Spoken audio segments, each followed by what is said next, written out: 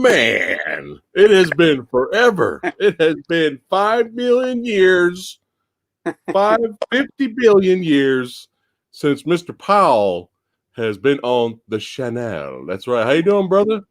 Not too bad, thank you. All good. Right. How is it out there in the UK, man? Fucked. Oh no. We're all on lockdown, so we can't do nothing. So Right. Just working, groceries. That's it. But it's all right. Still keep going. Still hoping for the best. So. Yeah, that's all we could do, man. That's all we could do.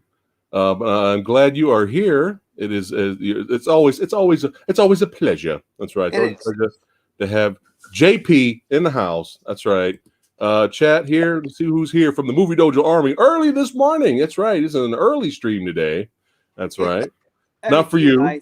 Yeah, it's like 6:30 in the evening, but it's fine by me. Yeah. Bob Odinson, what's going on, brother? Stephen Horror, what's cracking? Well, welcome to the channel, man. Welcome. Thanks for joining us today and hanging out and talking movies, which we love to do. Goji in the house. Michael Gonzalez. That's right. The last Voorhees child in the house. All right. I'm trying to get the banners going here. I'm a little slagging and a little late putting the banners together. But why don't we go ahead? Well, we got 13 people. We can shoot the shit for a little bit. How's the missus doing? She's currently at work, so but she's okay. She's fine. She's she was made redundant about halfway through last year, so it's been a bit of a struggle. But she's now got a new job, and she's the mad Christmas rush is now over, and it's all settled down. So she's a bit better now. So yeah, just prodding along as always. When is she going to be doing some more cooking videos? Oh, God knows. She's doing so many hours and everything, but she is. I think she might start doing that again soon, actually, because it's just when she gets time, really. Mainly. Yeah. But she will do them. She likes going to. Have you heard of the shop Primark? No. What's that one? It's basically a massive clothes shop, and she always goes in there, does shopping vlogs and etc. So. She does a lot of that, and she loves Disney. So anything Disney, Primark, and cooking is her thing. So yeah. I came across start soon. Yeah, I came across some of her cooking videos, and I'm like, you know what? I'm hungry now. Yeah, I was like 8 stone when I first met her, and now I'm like, yeah, we won't go there. But no, she makes some amazing cakes, honestly, and other bits and pieces. Yeah. She keeps me fed, but yeah. I'm almost done here. Sorry, I'm kind of lagging on the banner here. No, that's fine. It's cool. Yeah, you can go ahead and talk to chat. Say what's up to chat. So yeah, I don't know if I can see the chat, but I can see you and I can see the stuff at the bottom. But that's okay. If there's a section that says private, there should be a private chat and comments somewhere, and you could click on either one. Okay. I don't know how it's set up on your phone there, but hang on, I think I'm getting that. No, okay, we'll leave it. That's fine. That's fine. If anyone asks you any questions, hello to everybody who's watching. Yeah, anyone asks you any questions, I'll let you know. Okay, thank you. All right. It's freezing. What's the weather like over there? It's freezing over here. It's not too bad. You know, Cali's weird though, man. It's like hot, cold, cold, hot, hot, cold. There's no consistency over here. You know what I mean? But right now it's chill. How cold is it over there right now? It's about -3. Oh my God! It's really cold. Yeah. Yeah. Even my nipples have gone hard. It's awful. It's Oh. Yeah. Well, we should battle through it. Yep. Almost done. No worries. There we go. All right. Fix that. All right. Okay. Boom, boom. Spaggity boo. Bibbidi bobbidi boo. You checked out any movies lately? Anything good? Well, I watched Howard the Duck this afternoon. All right. I've not really anything majorly new. Okay. So the wife watches a lot of Disney, so I tend to watch a lot of that with her. And I've been working so much recently, but crazy hours, yeah. Oh God, I've been starting to. I'm gonna There watch we go. One Division. I'm gonna start watching that a bit later. Yeah, I'm gonna check that out as well. Yeah. I've heard. There we go. We got the banners up. So now now the Movie Dojo Army knows why they are here, what movies we're talking about, and people coming in late, they know what we're talking about today. 2 films today. Is it really that bad? On our series, that's right. Howard the Duck, 1986. Teenage Mutant Ninja Turtles, 1993. That's right. The third movie. Oh, you know what? Let me make sure I don't confuse anyone here. Hold on.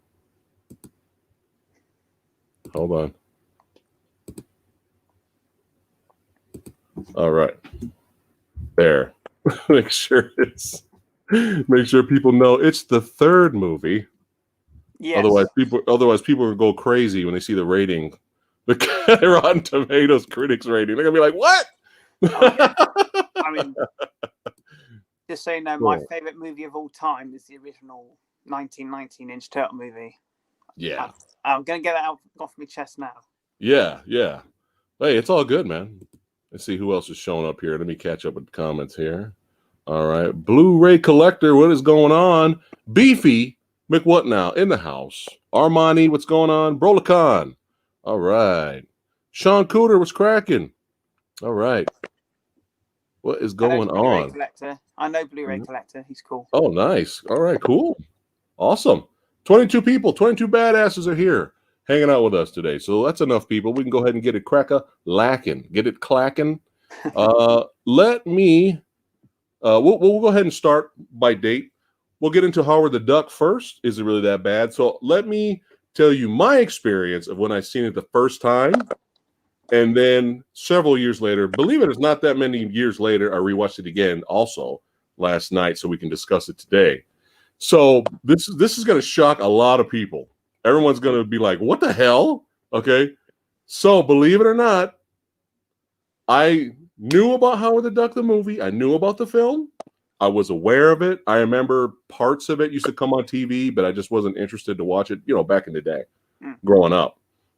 But I knew about it. But I always heard it was one of the worst movies ever made in existence. Like I've always heard that stigma somewhere, right? I remember watching. It was a special program about George Lucas, and it was kind of almost like an award ceremony where they were honoring George Lucas. And I remember, just to kind of roast George Lucas, William Shatner came out on stage in front of everybody and was like kind of roasting George because he's Star Trek. So it was kind of like, so the crowd was like, what the hell, right? It was like a, kind of like a punch, right? But he was like roasting George Lucas and talking about Howard the Duck. Yeah, he was like talking about Howard the Duck, and everyone's like, ooh. And he was like, it is a Sith film. It is a Sith film. That's what he was calling Howard the Duck. Just to kind of mess with George Lucas, right? And George Lucas was laughing. So I just remember for many years growing up, I never seen it, but I always heard it's one of the worst movies in the history of all movies. And so, believe it or not, it wasn't till, let me make sure I got my images over here. It wasn't till a small movie that nobody knows about, a small, tiny movie, not that many people are familiar with, called Guardians of the Galaxy.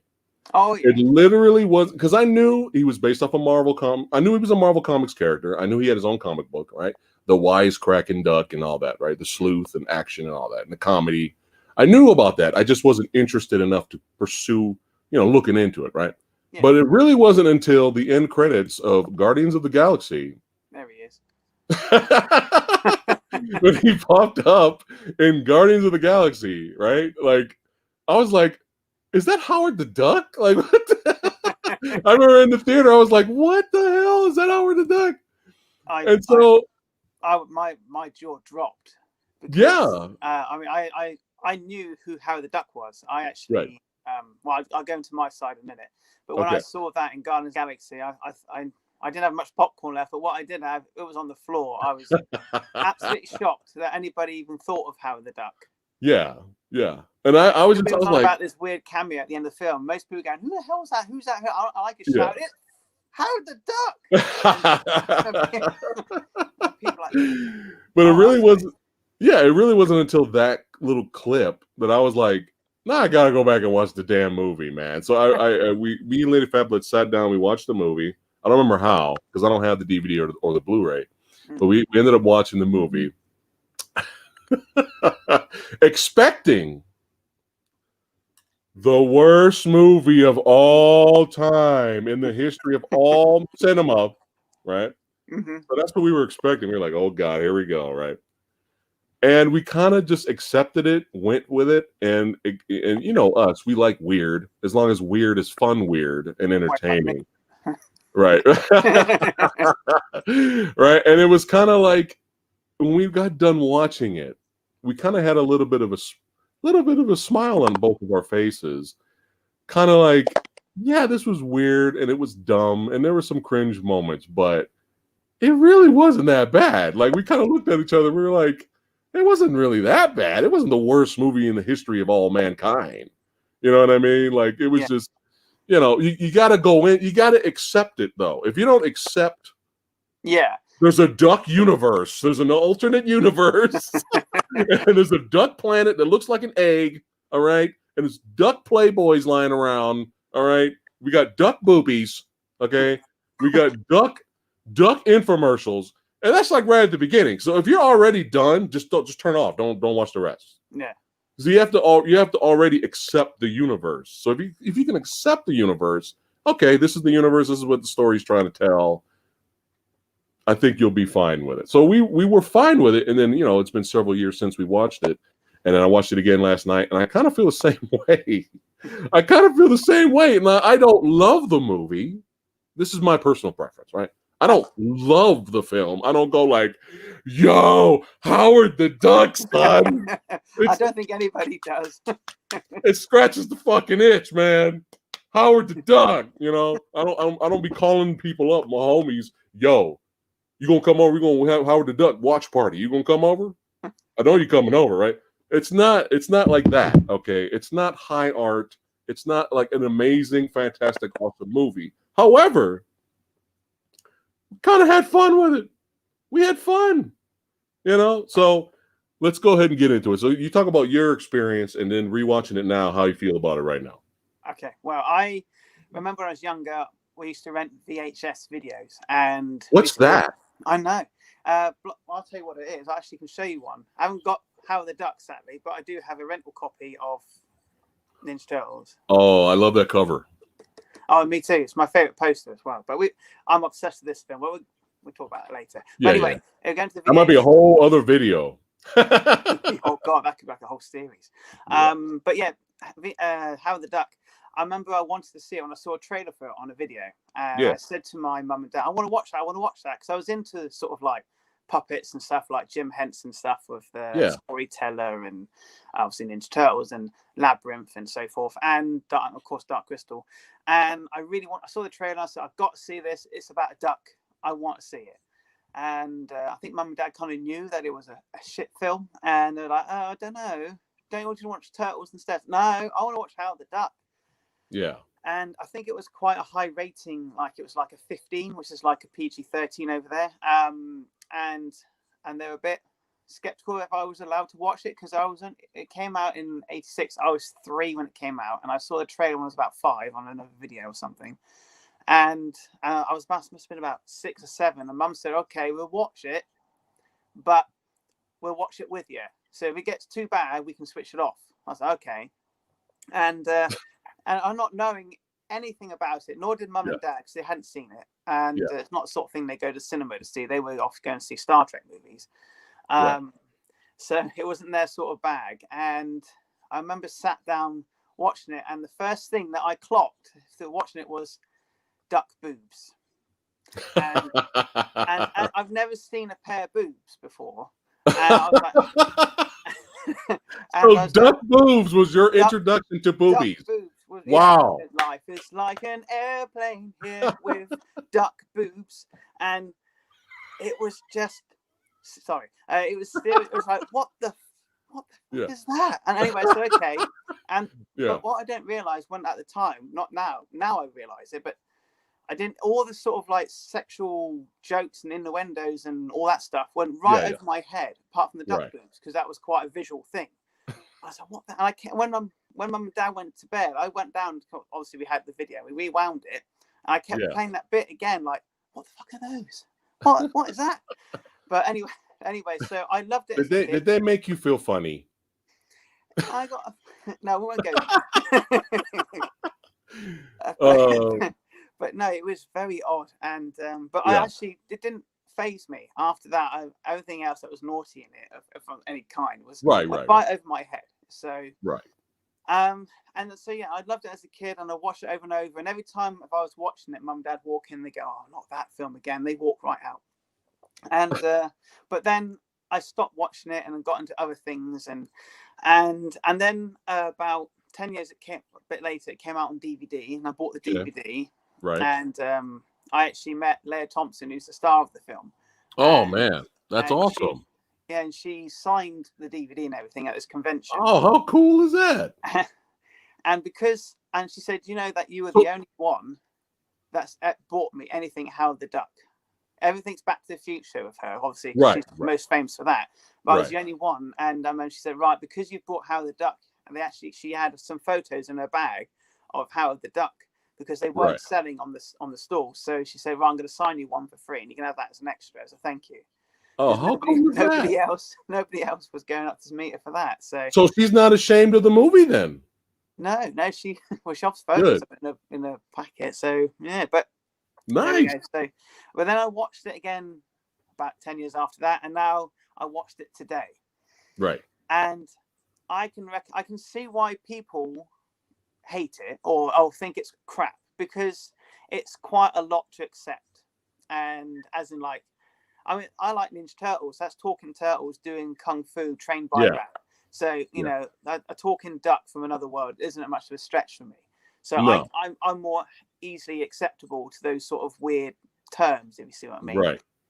So for me, watching it now, I can recognize why people think that way, but for me, it brings back memories of boobs, and but it just shocks me. Like it's like, fuck a duck. I mean, Leah Thompson nearly screws a duck on screen, and it's like, what the hell? She was playing with him.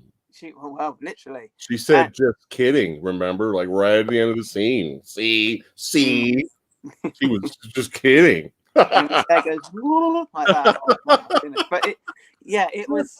But I tell you what. Thanks for the dono, Beefy McWuck. Now, thanks for the dono. He says, "You dislike Team of 3?" Well, we didn't get to Team of 3 yet. Oh boy. I'm gonna be honest, though. But we'll get to it later. Yeah. But we can agree to disagree. Me and Master Chaos last night, we disagreed. We agreed to disagree in certain movies. It's perfectly fine. It's all love here. No, but we have to be honest about a few things, though. But we'll see. We'll see. That's fine. But we'll see. Thanks for the donation, though, buddy. But yeah, go ahead.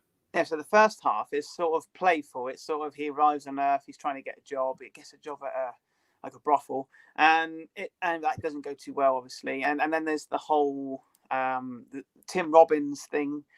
Yeah, he is having the time of his life. Pretty much, absolutely bonkers. Oh yeah, but that's kind of part of its charm. But it gets about halfway. It gets to about it's nearly 2 hours long. I mean, right. I was quite shocked when I pressed how long it was. It's like an hour and 50 minutes. I was like, bloody hell. I don't remember it being that long. Yeah. So it gets about halfway, and Jeffrey, what's his name? Jeffrey, whatever his name is, he turns up, the scientist. The doc. Yeah. The doc, yeah. Yeah. And it just, I don't know what it is. It changes. It goes from like a sort of like a comedy, if you will, to like almost a horror film at times, especially in the truck with the thing out the mouth. I always remember Dad sort of walking out the room at that bit, because Dad doesn't like horror. And that I was watching, I think that is mostly practical effects as well, which is actually quite impressive. And I know the special effects now look awful, but for its time it was probably awful, but it was not as awful. Something about his character when he turns out, it lifts the film and becomes a different thing. Yeah. And it doesn't really become about Howard so much. It becomes more about these alien creatures coming down. Yeah. The Dark Overlords. And but there was some bits which I was actually laughing at, which I don't know if it's intentional or not. But there's a scene in a restaurant where they all turn up. Yeah. And The the waitress, the Western / sushi bar or whatever that was. Yeah. And it was very odd. But there was a bit where all this is going on, and he just turns and says, "Why aren't you stopping?" And she goes, he took my eggs, or he ate my eggs." And it's just that cracked me up. I was laughing for ages because I'm pretty sure that was on purpose. I'm pretty sure because they're just having fun now. They're just having fun in the movie. But let's rewind a little bit. For chat, those who have not seen the film, obviously we're going to get into spoilers. 36 badasses are here. Wow, look at that, Jamie. Yeah. Thanks for hanging out with us. The Jamie Powell Army merges with the Movie Dojo Army. That's right. So for those of you that are just arriving, we're talking about Howard the Duck. And basically, he's at home chilling, about to look at some duck boobies. And he gets sucked through by a laser ray gun, if you will, to another dimension, which is our dimension. So he leaves duck dimension, comes to our dimension, and now basically he's trying to get home. He meets up with Leah Thompson, who takes him in. She feels sorry after she gets over the shock of, it's an alien duck talking to me. Yeah. Yeah, got over that pretty quick. But again, if you're not early on board, if you're not on board and have an open mind early on in the movie, just stop watching from there. Yeah. When she gets jumped, because she's a guitar player and singer, she has her own group, looking like the Misfits from Jam. Is it Cherry Bomb, the band? Yeah. Cherry Bomb, yeah. So when she gets jumped by some bad guys, Howard the Duck, he gets pissed off about it, and he what does he say? He comes out of the trash can. No more Mr. Nice Duck or something. No more Mr. Duck. No more Mr. Nice Duck. Comes out of the trash can, does martial arts pose, and says, "Are you getting ready for some quack food?" There's your stopping point. Yeah. If you're not all in at that point to just have an open mind and see where the movie goes, just stop it right there. Don't bother. Okay. Because it's nothing. It's going to keep. You're going to have tons of duck puns to the end of the movie, and it gets goofier and crazier and insane from there. But is it still fun? For us, we thought it was fun, right? But he meets up with Leah Thompson, who I don't know, bro. Is this the hottest she's ever looked in her career? I think so. I think she looked nice. I thought she looked better in this than Back to the Future. But I thought that we like bad girls. We like bad girls. That's what it is. The thing when she's getting ready for bed was when she's getting into bed. I was flipping it. She had it going on then. I tell you, she was really quite hot. So let's talk a little bit more about some of the positives of the film. So the physical performer, inside the duck suit was really good. I was watching really good. Watching the film. There's about 5 people that play Howard the Duck. There were multiple people, and there was some girls playing Howard as well, which I didn't. Oh know. Wow! And so apparently, it might have been a woman inside the duck when they were doing the bed scenes, etc. Well, it's acting, so it's okay. Yeah, exactly. But it's really quite. I don't know. It's one of the if you're on board with it, and you go with it, then you'll be fine. I think you'll find some enjoyment. There are some things that work and some things that don't, but it is just completely bonkers. But at least it went there and just decided to do its own thing and just take a risk, which is what I think the film does. It was perfect time because the 80s was the perfect time where people would do that. Exactly. No one would do that now. No one would CGI and explosions, but no, they wouldn't do that now. No, they wouldn't even make a CGI Howard the Duck movie. The animal rights would not be impressed. Well, it's a hard sell. That's what I'm saying. That's what I mean. It's a hard sell. Yeah. Even for today, even if you use the Howard the Duck CGI character from Guardians of the Galaxy clip, and you made a whole entire movie about it, it's still a hard sell. For people to, hey, let's go see the Duck movie. You know what I mean? It's really a hard sell. But yeah, so they go on these adventures. He's just trying to get home. And Tim Robbins, he was so over the top, but it just fit the movie though, in my opinion. If It he was was to play it hilarious. straight, if he was to play it straight, I don't think it would have worked. I think that No.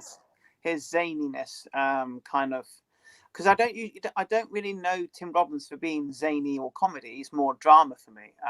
Shawshank Redemption is what he'll always be remembered for. Yeah. And rightfully so, fantastic. But he is like completely different in this film, like the complete opposite of Andy Dufresne. And you can either go left or right. You either think this guy's really annoying, it's awful, or you go like, okay, this guy's cool, I like him. And I fall in the middle. At times I'm like, I could slap him, but most of the times I'm with him. I'm like, okay, that's fine. He's just the same. He's probably directed that way. So yeah, and plus, I mean, look at the way Howard Duck reacts to him. Yeah. There's one part where he's just raving and just go and he's walking away, and Howard Duck's like, he literally just tries to smack him, like while Tim Robbins is walking away. He's like, it's like what? There are some very good lines, I must admit. Between them two, there was some good sort of banter, and there are some good lines in the film. Mm-hmm.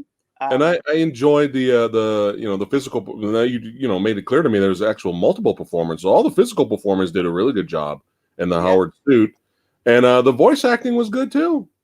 Yeah. And whatchamacallit, the the animatronics of his face was good.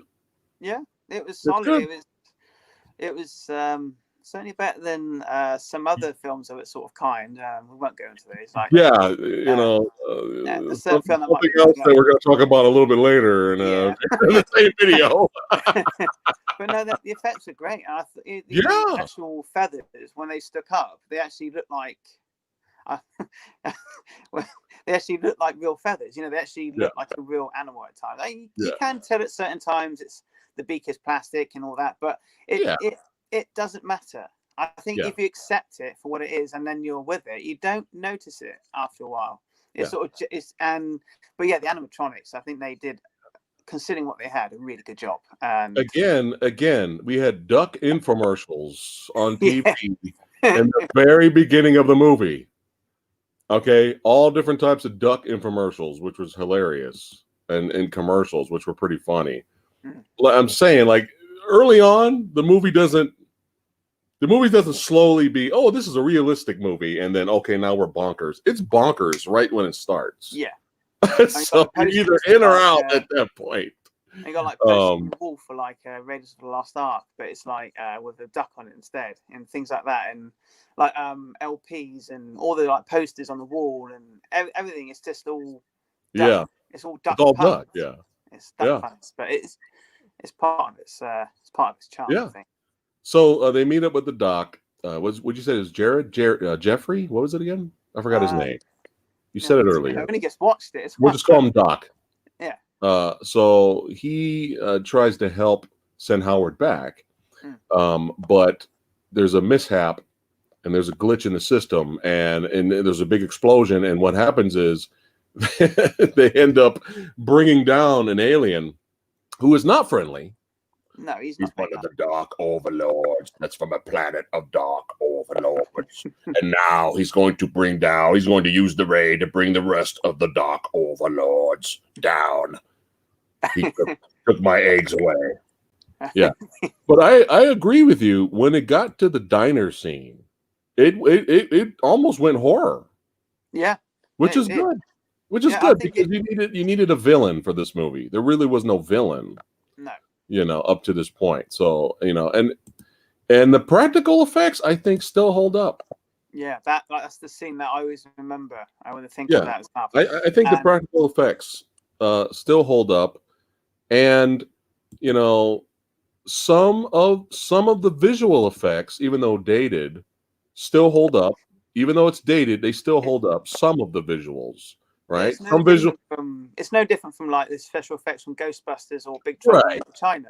You can tell that they're effects of their time and more impactful then, but they don't.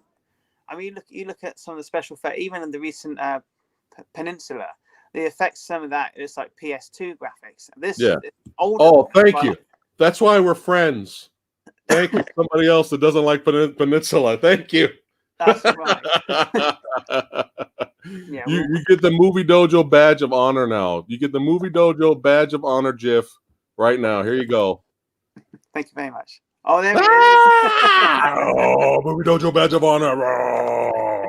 Yeah, Peninsula. We could probably do that in another video. How? Yeah, is it really that good? It is. Yeah, is that movie any good? No, bloody ain't. Yeah. I already did my rant, but Oh, yeah, I saw that. I thought everybody laughed. They were crying. A lot of people enjoyed my rant. It was pretty funny.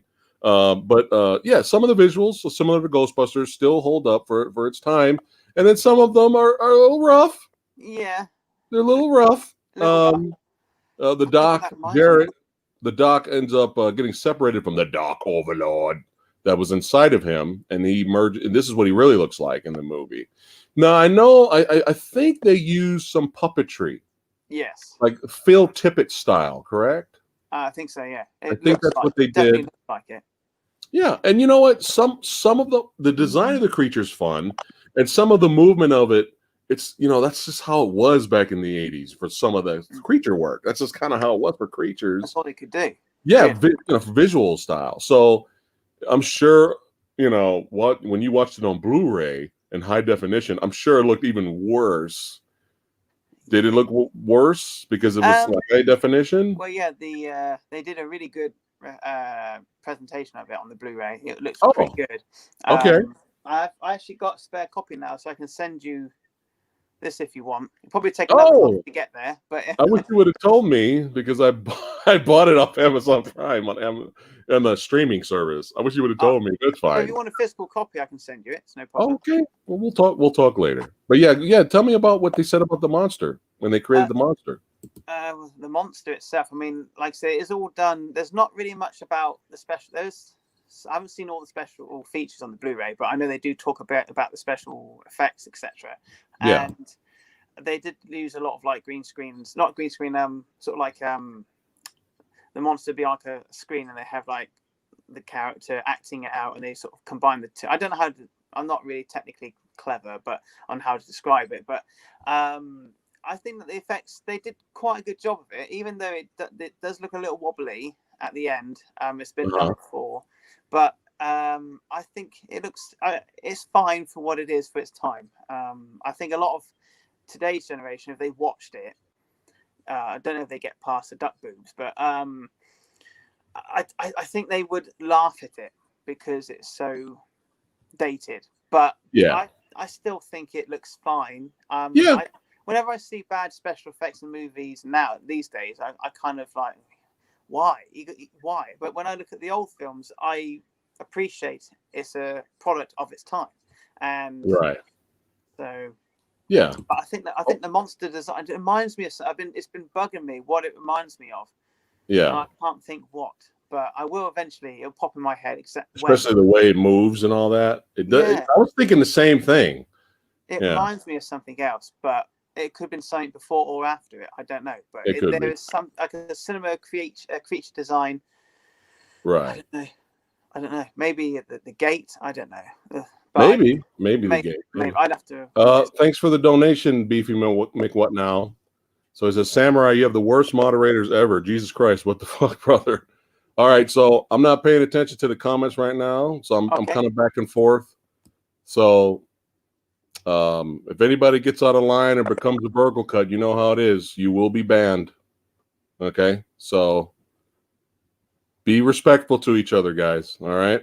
Yeah, we're all otherwise, I'm gonna have to start doing it manually. Okay, we're here to have a good time. All right. So let's see here. But yeah, I mean, it's fun for the time. If I seen it back in the day when you saw it, I probably would have freaked me out. I'd probably be like, I don't know what it is with the weird stop motion stuff. Kind of like when it's kind of creepy, even though it's kind of a dated special effect, it's still creepy looking because I think it's because it's unnatural movement. Yeah. You know what I mean? Yeah, I completely kind of like the T-800, like trying to get up to the door really quick. It's like, what is happening? and Sarah Connor's trying to shut the door on him, you know. Yeah. So, There's something I but want to bring yeah, up. There's something I want to bring up about the film. Was one of its strongest points is hmm the score. There's one piece of music when she brings him into his place and he goes to sleep. She goes through his wallet to see what is inside his wallet, like his driving license, etc. The music that's played in that scene is too good for this movie. I mean, it's not. I say it's not the worst movie ever made, but the music for that moment is absolutely. I absolutely love that piece of music. And also they sort of use like old John Barry scores at the beginning was sort of like the jazzy type music, yeah, and yeah, that kind of work. I think I see where what they're trying to do with it, but that's that moment in the film when she's going through his wallet, the score on that bit there.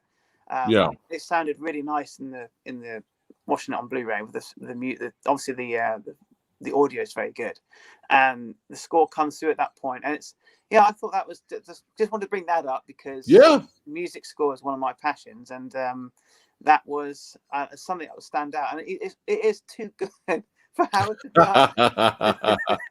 All It's right. too Well, good. since you're on, what's going on, Ballin? What's going on, guys? If I missed you guys' comments, what's going on? Jake Hall says, "What's up to you, Jamie?" Oh, hello. All good. All right. Hope you're right. So, we're so far we've been pretty honest and kind of highly talking about the movie. We're not saying it's the greatest movie of all time, Hell but no. it's definitely not the worst movie of all time, which has Hell been the stigma of it, and it's still there. I mean, look at the Rotten Tomatoes rating right now; it's 13%. 13%.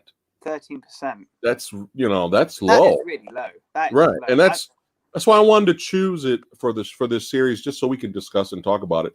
But you never know. You could agree. No, it's 13%. Fuck this movie, and that would have been perfectly fine. I Like I think said, we can agree to disagree. But since we've been talking highly about it so far, bring up some of the negatives. right, the writing. Right. Okay. Some of the All right. writing. So there are some really good lines in it that stand out in the film, but I think a lot. Well, not maybe the writing, maybe the story development. I find it is a little bit. I think also tonally as well. It looks like it should appeal to children. If you see like clips of it, you think with a duck, you think, oh, this is a kids film. And then when Right. you listen to some of the writing and some of the words about is it time to I can't think of any lines, but basically there's a lot of like sexual jokes and innuendos in it, and it's quite strong for like children to watch it. So I in my opinion, I think it's not saying I think like mind you, today's kids they know everything, but but it's true they know more than I bloody do. But It's rated PG, right? over here it's a 12, which is like So, 30. It's like a PG-13 over there. So okay. where you are, so it's but it's a 12 on the when it first came out on video. I can't remember if it was a PG or if it was a 15. I'm thinking PG, but it's a very strong PG, especially with the horror elements that are in it. Right. But PG-13 is about right, I think. I think there's some. I think it's quite a lot. I think the biggest down point about this film is that it's a tough sell. Especially for like modern audiences who are used to explosions. I think it's a tough sell, and I think it's very zany and out there, and not everybody will gel to that. No. I said some of the does have maybe a little bit of pacing issue when he gets to Earth. It sort of stops and starts a little bit. It doesn't really find its ground until like halfway, like I said earlier. But I think that I quite like the first half. Right. It is obviously cheesy, and I like the scene where Howard the Duck goes to speak to the manager of the band and says, "Give me the girls' money. It's either going to be the easy or trouble," and you can see the sparks of the comic book thrown into it because the comic book was released, I think it was in the 70s, I think, and he was more quite a political character. He was Howard the Duck was more political, and he was actually run for president. They had a run for president in real life, as how the Duck was run. Oh my goodness, how funny is a that? contender, and he was doing quite well apparently. Yeah. Vote for me, otherwise you're gonna get space rabies. Yeah, space rabies, yeah. Or feel the heat of quack food. Yeah. But yeah, his character is in the film, but it's a watered down version of the character, and I think that's another negative. It didn't go the route of the comic books, but then it's set in the 80s. So this should have been rated R. I don't. Yes, I guess so. I think if we had a rated R, if they'd gone full rated R, I think it would have been. I think it might have been a better tone considering. Yeah. But then again, I would have been all for that. Hell yeah. I mean, if they ever remade it, it would be like a PG-13 thing, or even like a PG. But I think if they were ballsy enough, I think a adult version of this would be better. But no duck sex, please. I don't want to see some girl making out with a duck. What? After all of this, she said, "I'm just kidding, Howard." Oh yes. Come on, she was just doing that to make him nervous. Come on. even though later she's like, "He's my boyfriend." Yeah. And everybody turns around and they're like, "What the hell?" Yeah. The whole there's a massive fight scene. And Did you find... he's my boyfriend? They're like, yeah. What the fuck? What the fuck? Did you find it weird in that cafe scene? Not when went nuts, the horror part of the movie. Not, that was fun and fine, but the doc. But when did you find it a little weird, a little odd that every single person in that cafe, the chef, the waitresses, the people that were there eating, all attacked Howard and were taking him in the back to cook him and eat him? Yeah. I was like, what is happening? It didn't bother me, but I was kind of like, everybody just lost their mind because as soon as they enter the cafe, it's like a regular cafe. Hey, how you doing? What do you want to eat? And all of a sudden, kill! Kill! Went from 0 to 100 pretty damn quick. I mean, I think in real life, obviously this is a film, but in real life, yeah. I think in real life, some people go, hang on, you can't do this. It's a duck. There'd be some restraint. It's not kill. There would be somebody, but in this, obviously it's a film and it's yeah. But I don't know. I just look when they walked in, the camera zooms in as they walk in, and it's just like this isn't going to go well. Right. You got this guy who's freaking out. He thinks he's got something inside him, which obviously he does. And then you got this sort of like rock chick, and then you got a talking duck. That is like one of the most random entries for a trio of characters. And so and they're walking into a normal environment of a restaurant, and you no, this ain't going right. And he's just sat there, and the doc's like he's got electric all around him. We've got this duck fighting people, and he got the men trying to chat up the girl, and it's all weird. Yeah, just weird, but it kind of works in terms of the film. So but it is one of my favorite parts, which is not one of my favorite bits.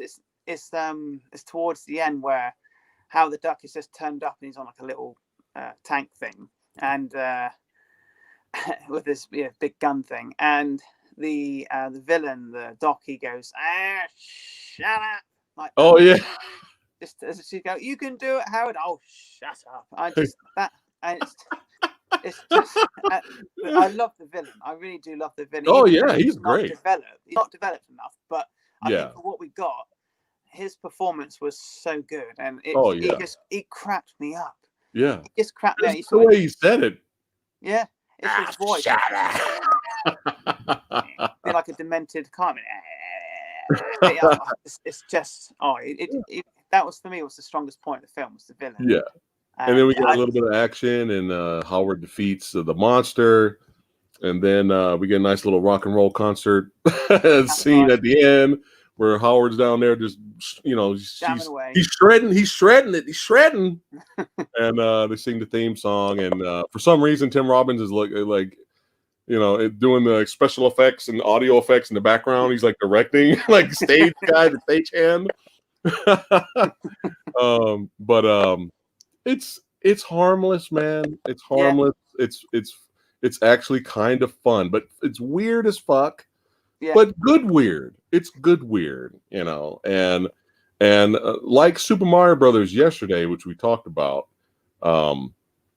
they went all in. They didn't have the greatest idea or execution No. of the idea, which obviously could have been better. But they said, we're going all in. Fuck it. This is our idea. This is the world. Fuck it. We're going all in, and we can appreciate effort, you know. Yeah. But it's not a perfect movie. It's not high art. Okay. No. It's not a classic. You can say it's a cult classic though, It does have an audience. There are people that love it. I mean, like it has an audience enough to where they even brought Howard back in Avengers Endgame. That's right. There you go. You can see him right there with the arrow. And the banner's covering right now. But yeah, Howard's packing. He's got a fucking big ass rifle. He's got a laser gun. But yeah, Howard's packing. Plus, if you watch that end fight sequence, you could see Howard in the background shooting and doing action. So there is a fan base for Howard. I highly doubt they'll remake this movie or reboot it.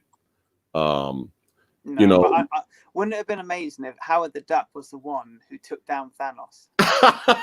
Oh man, wouldn't that just be amazing if he was like, everybody's all dying around him, he's killing everybody, and then he just sneaks up behind him and gets a cigar in his mouth and his whiskey in his other hand, and he just shoots him in the head, and that's it. Yeah, that wouldn't never have happened. But my God, that'd be very satisfying. You know what would happen after that though? If that's how Howard defeated, I mean, if that's how Thanos was defeated, was Howard the Duck took him out? You know what would happen, right? All of a sudden, oh, I love the Howard the Duck movie from the 80s. Oh yeah. Oh, I was a big fan of that movie. Oh, and they'd be like, yeah, Howard Duck, that's my shit, man. Yeah, I grew up on that, you know. And 2 weeks ago, they'd be like saying, "Oh, Howard the Duck, what a load of bollocks!" And fuck off. I say for fun, why not? Let's have fun with the character. We still have that cosmic universe out there. Let's have them come on, do more comedic cameos. Why not? Yeah, I'm all for it. You know, maybe they can make for Disney Plus, if they're going to start making shorts like vignettes or something like that. You can make some Howard the Duck shorts. I think he'd fit in Deadpool. I think he would fit in well with Deadpool. Oh my God, could you imagine Deadpool and Howard the Duck in an action sequence fighting other dudes? That'd be hilarious. Yeah, I think that would go down well. I really do. I would love that. And it's funny that you're saying about like things about films. When you say a film, I think of something from that film, and this is like you said about Super Mario Brothers. The one bit that just a side thing quickly. When you said Super Mario Brothers, because I haven't actually watched that podcast at the conversation about it because I was at work yesterday. I'm going to watch it later. But as soon as you said Super Mario Brothers, the one bit I always think about is when they're in the lift with the guards and they start moving them to the music. And it always cracks me up. And then when the one opens the door and they're all in there doing all this business, and he's like, what the hell are you lot all doing? I'm glad you enjoyed it, but I wanted to kill myself during that scene. But at least you enjoyed it. Michael Coffey, thanks for the dono. He says, just got in now, Samurai. Please tell us you hate or dislike the TMNT films of Bay. We feel neither Howard nor the original TMNT were as bad as rated. Yeah, we're talking about Ninja Turtles 3 today. Did I not? Is the banner not make it clear? Do I need to do it again? Well, thanks, Michael.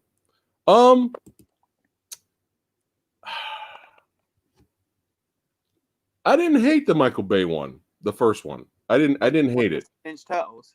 Yeah, I didn't hate it. It definitely had its moments. Well, as you know, I'm a big Ninja Turtle fan. And my favorite film of all time, like I said, is Ninja Turtles. So for me, it's like a big deal if there's a new Ninja Turtle movie. Right. And when I heard Michael Bay was involved and I saw the first trailer, I saw Shredder and all the... What's up, Harry? Yeah. I thought, yeah, okay, this is Michael Bay Ninja Turtle. It's going to be modern. And I decided to put my love for the original out the window because I thought it's not fair to... This is a modern version of the film and with modern effects. I found that the remake was, well, the new version, revamped version was fine. It was fine. I really loved it at the time, but because I'm a sucker for Ninja Turtles. But watching it personally, it doesn't have as much heart. It doesn't have as much soul to it. No. It's just but it took too much time. There's not enough Ninja Turtles in it, and there's not. Yeah, And I agree. I think it took too long to get to where it needs to be. And Yeah. Megan Fox, well, we won't talk about that. But I don't think it's that bad. That got critically panned as well, actually. Right. It was really badly received over here. Well, but when I saw it, I liked it. Yeah, I mean, it's one of those reasons where the people only talk about the elevator scene in that movie. I was more. That is a good scene. And it's one of those like, there they are. Yeah, like, there's the turtles. Can we have more of that? Can we have more of that, please? I think people were disappointed in the foot too, because the foot just had dudes with machine guns. They weren't really ninjas. Like an SAS or something. There wasn't really that much martial arts. However, I was expecting, again, like Howard the Duck, I was expecting dog shit when I went to go see the Michael Bay Turtles movie, and it was okay. I was fine with it. I actually like parts of it. I do. Now, the Out of the Shadows, I think me and you completely differ on that one. Yeah. Again, I like parts of Out of the Shadows, but for me, it was just, where's the martial arts, man? No one's fighting like. It was Teenage Mutant Action Turtles, not Pretty Teenage much. Mutant Ninja Turtles. Action Turtles. There was no ninja, and that's for me. All I wanted from these turtle movies was to see them doing ninja against the foot, kicking the shit out of the foot. Yeah. I wanted to see that. I obviously want to have all the other stuff like the humor and the storyline and the characters and all the rest of it. But I wanted to see the turtles doing ninjutsu, and he didn't get that.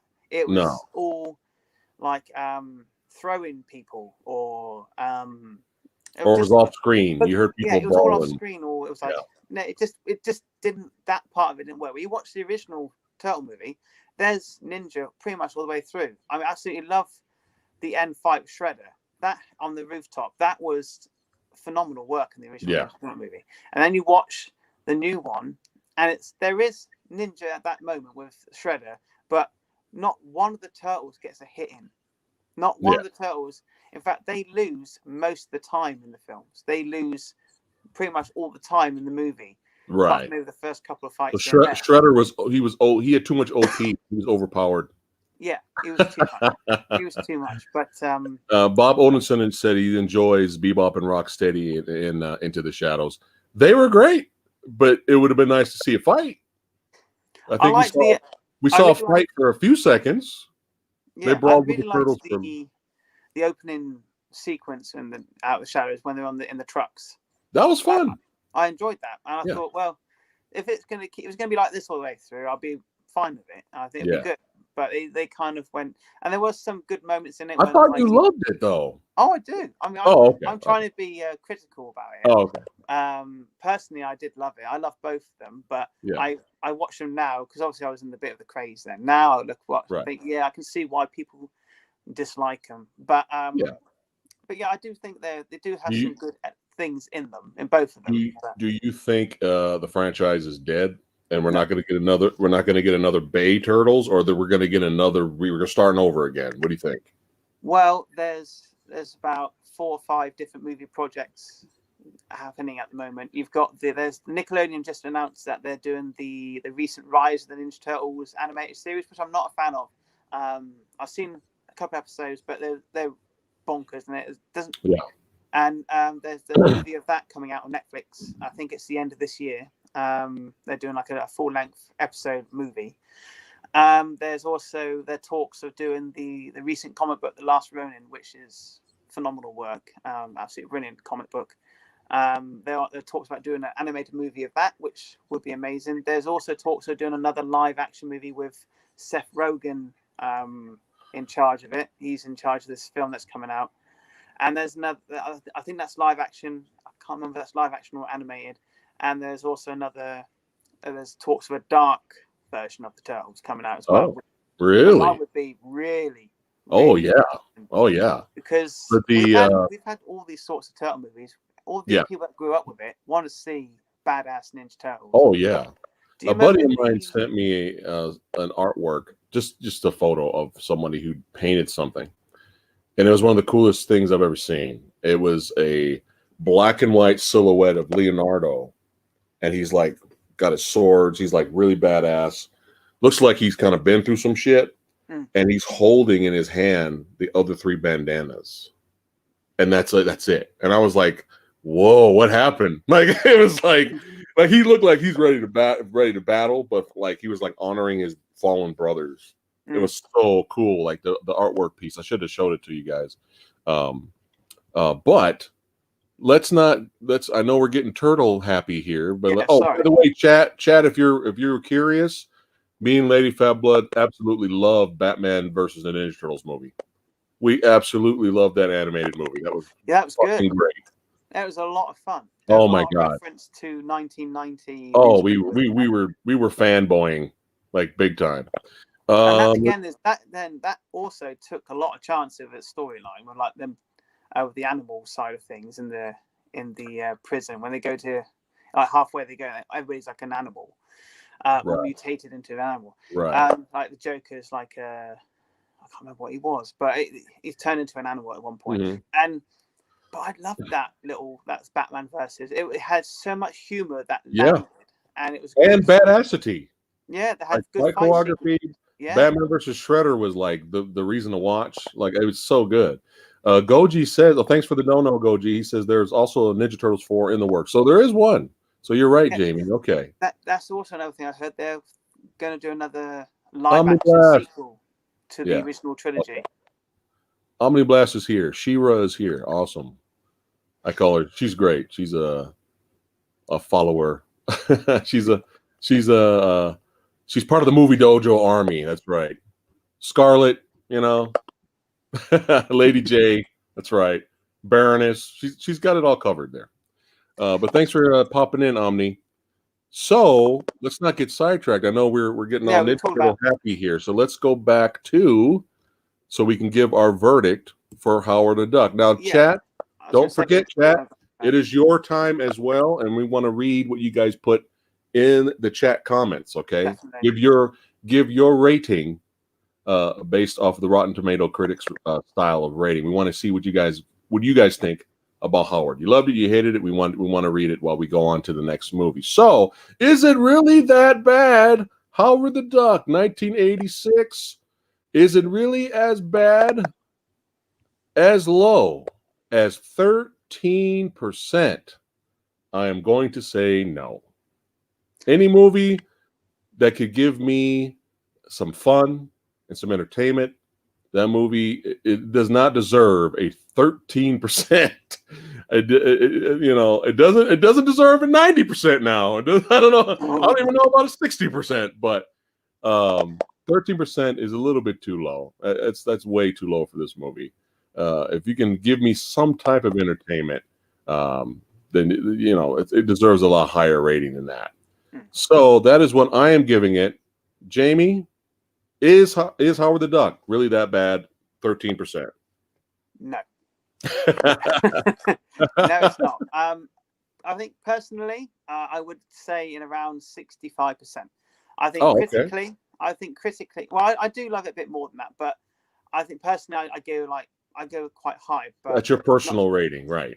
Okay. Rating, but critically, I would say it's about 45. I think 13 is far too low. I think it isn't a great film. Definitely, there's a lot to swallow. There are flaws with it, but I think there are far much worse. Yeah, I can go with a 45. About 40 to 45 sort of mark. Say 42 because it's the meaning of life, the universe, and everything. So I would definitely go. Thumbs up. Howard the Duck has survived. It is not that bad. It has survived today. That's right. And so it was fun revisiting it and watching it again and I enjoyed discussing it with you. But now it's time. It's time to be honest. We're here. This is why you guys are here, right? Whether we love a movie or hate a movie, we still have to be honest about it. I need to buy you some turtle stuff, man. Do you have a whole section, like a shrine, or a shelf? I could do. I've got a couple of old action figures. I've got a Star Trek Ninja Turtle, Leonardo as Kirk. I can see he's hung up. I recently picked up the pop vinyls of the 1990 I got those ones quite all for Nice. them. Donatello's selling out, so if you want Donatello, get it quick. So, Oh, really? Okay. yeah, randomly it's Donatello. Just for fun, you should do a Ninja Turtle collection video tour or something. Show all your stuff. That'd be quite long. Well, my poor wife. You do it in parts. You Yeah. just do it in parts. And they edit it all together one day. Let's see. Let's check you guys really quick here for fun. See what the Movie Dojo Army is saying here. Hold on. What do we got here? What are you guys rating here? Let's see. Fleece says 37%. All right, that's solid. That's fine. Odin Sun says 45. There you go. All right. Ballin hates Howard. That's fine. That's fine. That's perfectly fine. All right. All right. So let's go ahead and get into it to Teenage Mutant Ninja Turtles. Now, did you see the third one in theater like I did? Yes. Okay. So again, let's do the then and now really quick. Okay. So my experience with Turtles, 1990 was probably Ninja Turtles movies, probably one of the greatest movie theater experiences I ever had growing up. It was just, I was not prepared for the badassity I was about to witness. But love the movie. I totally understand why it's your favorite movie of all time.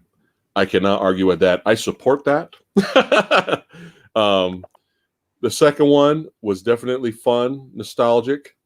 I have issues with it now, watching it now. Critically, I have issues with it now, but it's still fun to watch.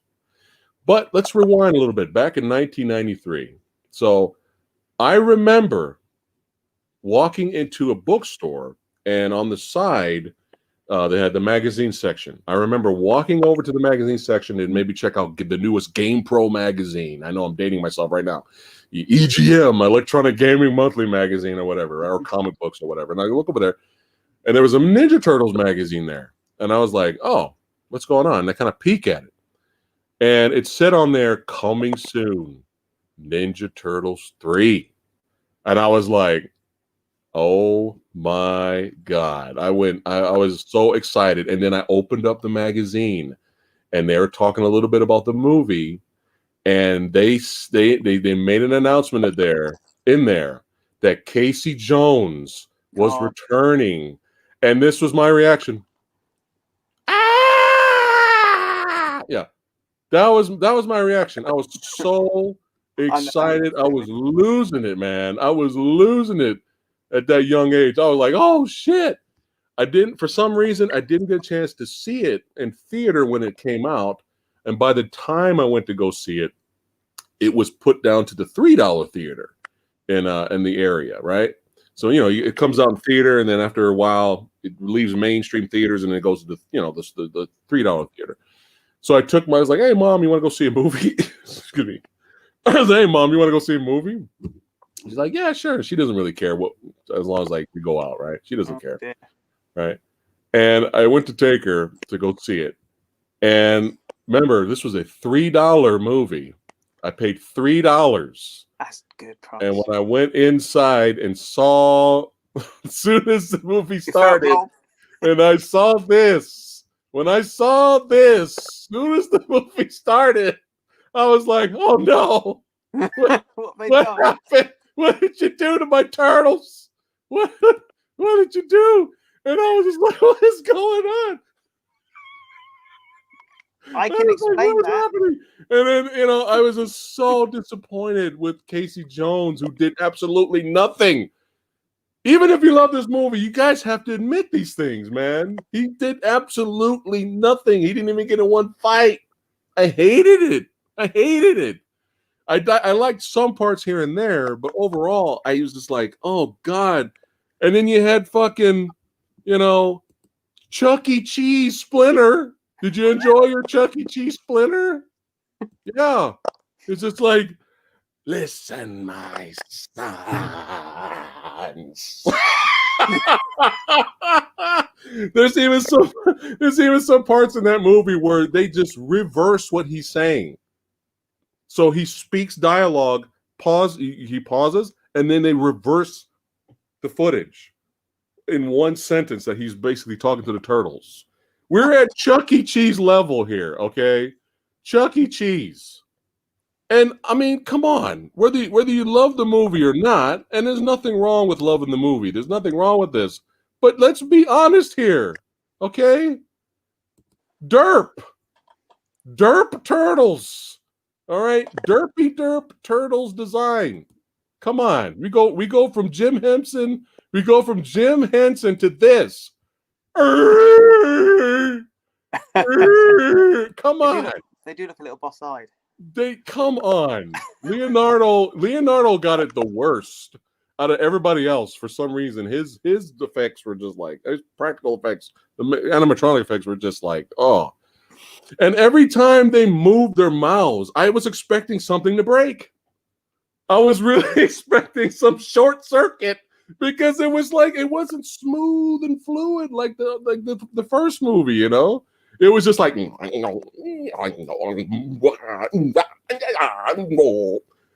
was just like, dude, that's gonna break. Like something's gonna happen. That head's gonna explode. So, however, I was not happy at the time. Okay, I was not happy at the time, but I did buy it on DVD later because I have to have the whole collection, right? Yeah. Right. I had to have the whole collection. Hold on one second. Beefy, thanks for the donation. You saw this on VHS. My dad rented it from Hollywood V. Cool. At least you saw it at home. You didn't go see it in theater. But now, you know, rewatching it again in DVD the first time, still had issues with it, man. I still was just like, Many years have passed now. Many years have passed. I've gotten older, obviously. And we bought the Blu-ray box set. Got the pizza box set. Yeah, here we go. Chat. That's amazing. This was really cool. This was a really cool release. Can you even still buy the pizza box set now? I think it's out of print. As soon as that came up for pre-order, that was, even though I didn't have a Blu-ray player, I ordered it because I knew I obviously would upgrade to Blu-ray at some point. And I had to import it from America, and but I had to get it because it is a really good set. Right. Yeah.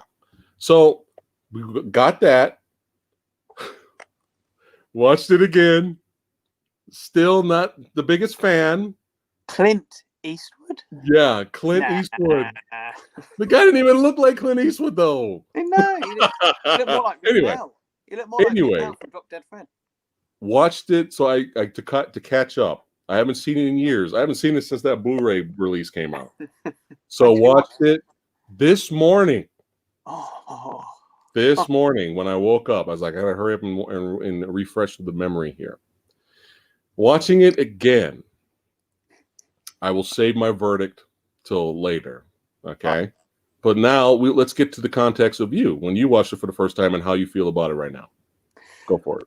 Right. Well, I remember I was a big fan of the original Ninja Turtle. I used to watch the cartoon. When the original film came out, I was 7, and a bit like the experience I had with Batman, Tim Burton's Batman. You had the original Adam West. Yeah. Adam West series, and then you saw Batman by Tim Burton. Same story, but two completely different things. You know, and it blew me away how dark and gritty it was for its time, anyway, and how different it was from the TV show. I loved the TV show, and I loved the movie.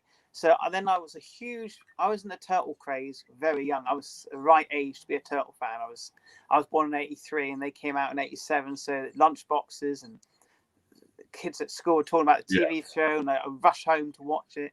Yeah, and loved the show. And then I saw the original movie, and I was blown away by it. It was the first film I saw twice at the cinema. My brother wanted to go see Ninja Turtles 1990. It was the first film I saw at the cinema twice. I remember my brothers wanted to go and see Neverending Story 2, and I said, no, fuck that, I'm going to go see Turtles again. Yeah, so good choice. I loved it, and yeah, definitely. And but then I watched Turtles 2, Secret of the Ooze, and at the time loved it. Thought, this is like the more of the TV series. It's closer to that in tone, but I still loved the first one because it was so dark in comparison. to the TV series, and it was just everything about it. You cared about the characters, and it could have been four brothers. It didn't have to, just because they were turtles. It dealt with like stuff like like loss and worry and fear, and it had heart to it. And the scene around the campfire, it's very emotional. There is the scene when they come home and Splinter's kidnapped. Yeah, dude, that is like dark, and Raph just starts screaming in rage. That is dark, but it had a human element to it. They may have been four turtles, but they're very human, and you related to them. And the writing was so good. And when Raph comes home from running from Casey, and Splinter's waiting up for him like any other dad would. And just talks to him, and Raph starts crying, and it ends like, and he says, "Turn inward is an unconquerable enemy," and all that. It's brilliant. It's just, it's so rare for a film this sort of caliber. I always go on about it. I could go on for years about this bloody film. But it's such a really well-made film. The action sequences, they have real ninja moments in it. There's lots of action. There's lots of one-on-ones and group fights. It's just what you wanted in a turtle film, and it's taken seriously, but it's not taken too seriously. It's got jokes in there. So then Turtles 2 came along, and it was the opposite. It was all comical, and it had its issues. There was some good stuff in it, but it wasn't as good. But watching it now, I don't like it as much, but I still it brings nostalgia. Back you have a nostalgic, like I do. I have a nostalgic attachment to it, but it's not my favorite. Now, what all the youngsters have got to know these days is that I'm not that old anyway, but all the youngsters these days, we didn't have internet, and we didn't have all the information. Nowadays, photos would have been leaked. We didn't have that. What we had was trailers at the cinema, if you were lucky. If you were lucky. And I remember we went to see a film. I don't know what it was, and I was sat in my chair, and it all starts off in Japan. I thought, oh, this looks quite good. Might be a bit of ninjas and all that sort of thing. That might be good. And they take the helmet off in the trailer, and it's Raphael. And I shit you not, I screamed in the cinema. Turtles 3, and in Japan, they've gone to Japan, samurais. Oh my God, this is going to be amazing. And that's all I remember. The rest of the trailer, it was a blur. I just freaked out in the cinema. And then I went to see it, and at the time I was young, and I liked it. Okay. I thought it was enjoyable. My dad liked it because he likes time travel, as I do. Oh, okay. So I was quite shocked. I'm going to have to move for a second because my phone battery is going to die. So I'm going to go and put me on charge. So bear with me. So I can talk and walk at the same time. Yeah. Oh, there we go. So yeah, it was really, really good. Really loved it. You're going to see the bedroom now. I do apologise, people that are watching. I'll put you on charge. So, sorry about this. There we go. Very professional me.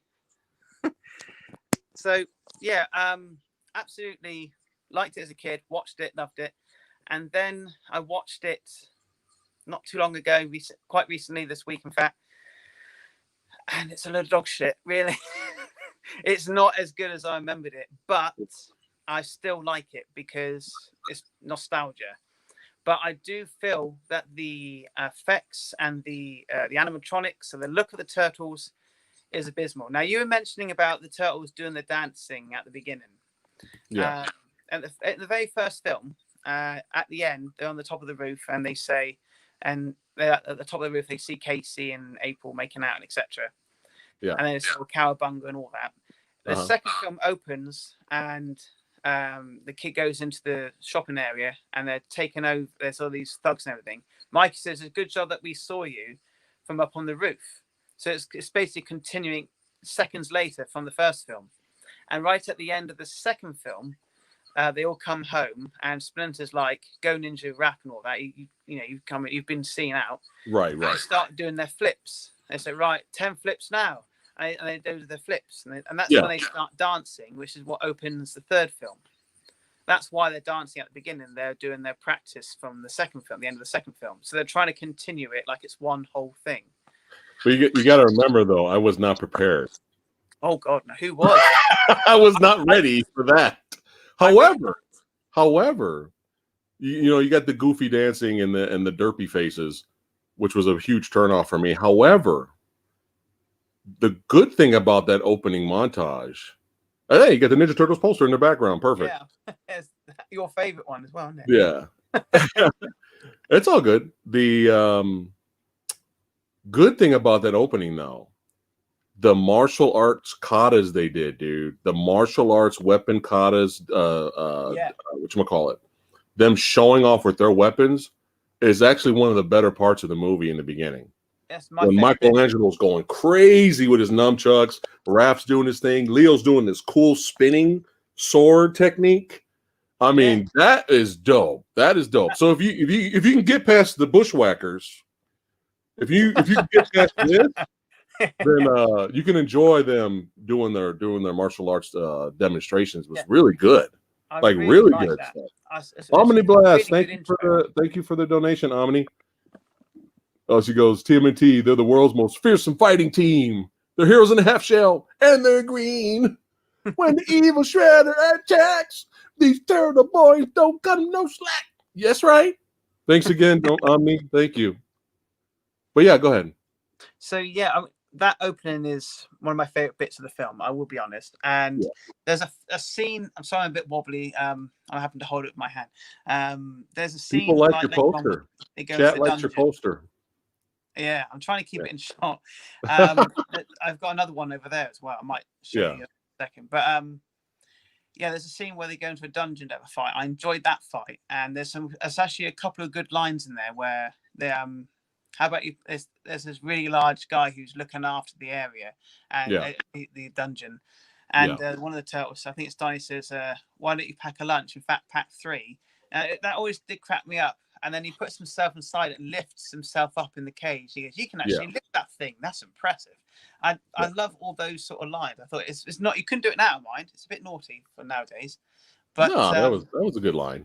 Yeah, I liked it. So a brief plot synopsis for chat, just like what the movie's about. Just for chat, people in chat who haven't seen it. Brief plots, like really quick. Well, the film's basically about the 4 turtles. They're sort of doing their usual catching up with April O'Neil. April O'Neil brings a scepter which transforms her back into the past. It's a time traveling device. There it is. And April gets sent back into ancient Japan. So it is up to the turtles to go back in time. Sorry, I was doing Splinter's awful voice. It's up to the turtles to go back and rescue her. That's the basic plot. So they go back, and April is obviously taken in. They think she's a witch because she has like powers. They obviously saw the actual Emperor's son is sent into the future. So they think she's a witch. And then you got the British villain who comes into play, who's trying to sell guns to the head guy as such. And it's that I actually quite enjoy those interactions between those two. I think he's very good. Stuart Wilson, I think his name is, or Stephen Wilson, I can't remember. But Stuart, he's very good as the British bad guy, except for maybe this last scene. But and so all that's going on, and the turtles, they land in Japan through a battle, which is awesome, which is over too quick, and then they go and try and rescue April, and that's the basic plot.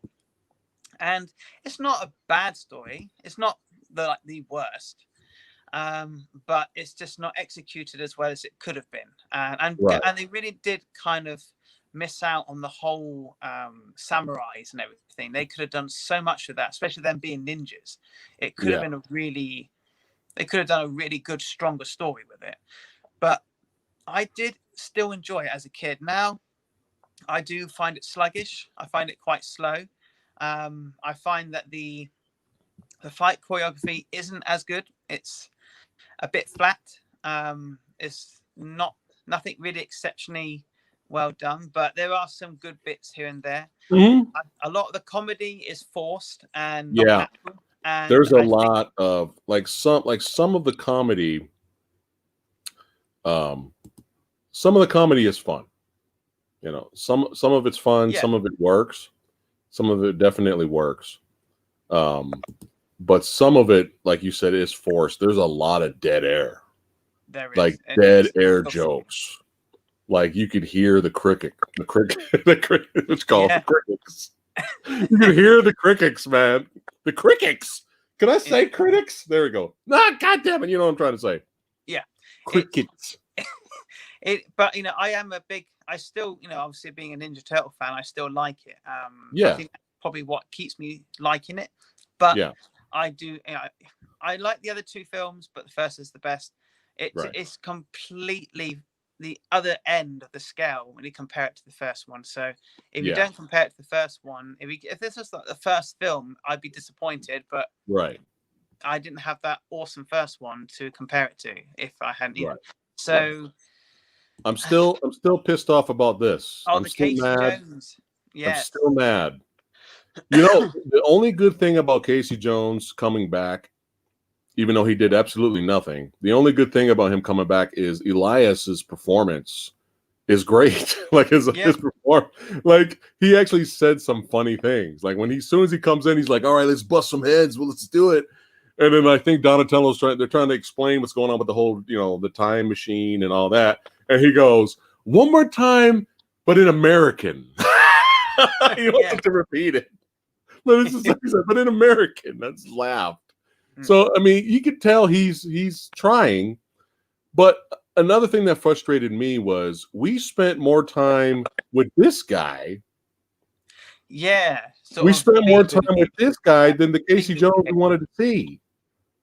And is it me, or did it feel like they just dropped this story and this story went nowhere? Yeah, he was sort of thrown into it, and I thought, okay, is he going to be like an ancestor of Casey, or is he going to be? But no, it was just some guy who just got paid to help out the turtles and bring them into the bad guys, if you will. And it's like I guess he kind of redeems himself at the end. Yeah. So he could be an ancestor of Casey, I guess. Maybe. But you don't see him again. There was talk that the main villain, I forget his name because I haven't seen it. I saw it this week, but I can't remember his name. The main villain, he was meant to be an ancestor of Shredder. What? Yeah, I heard that. He was meant to be an ancestor of Shredder.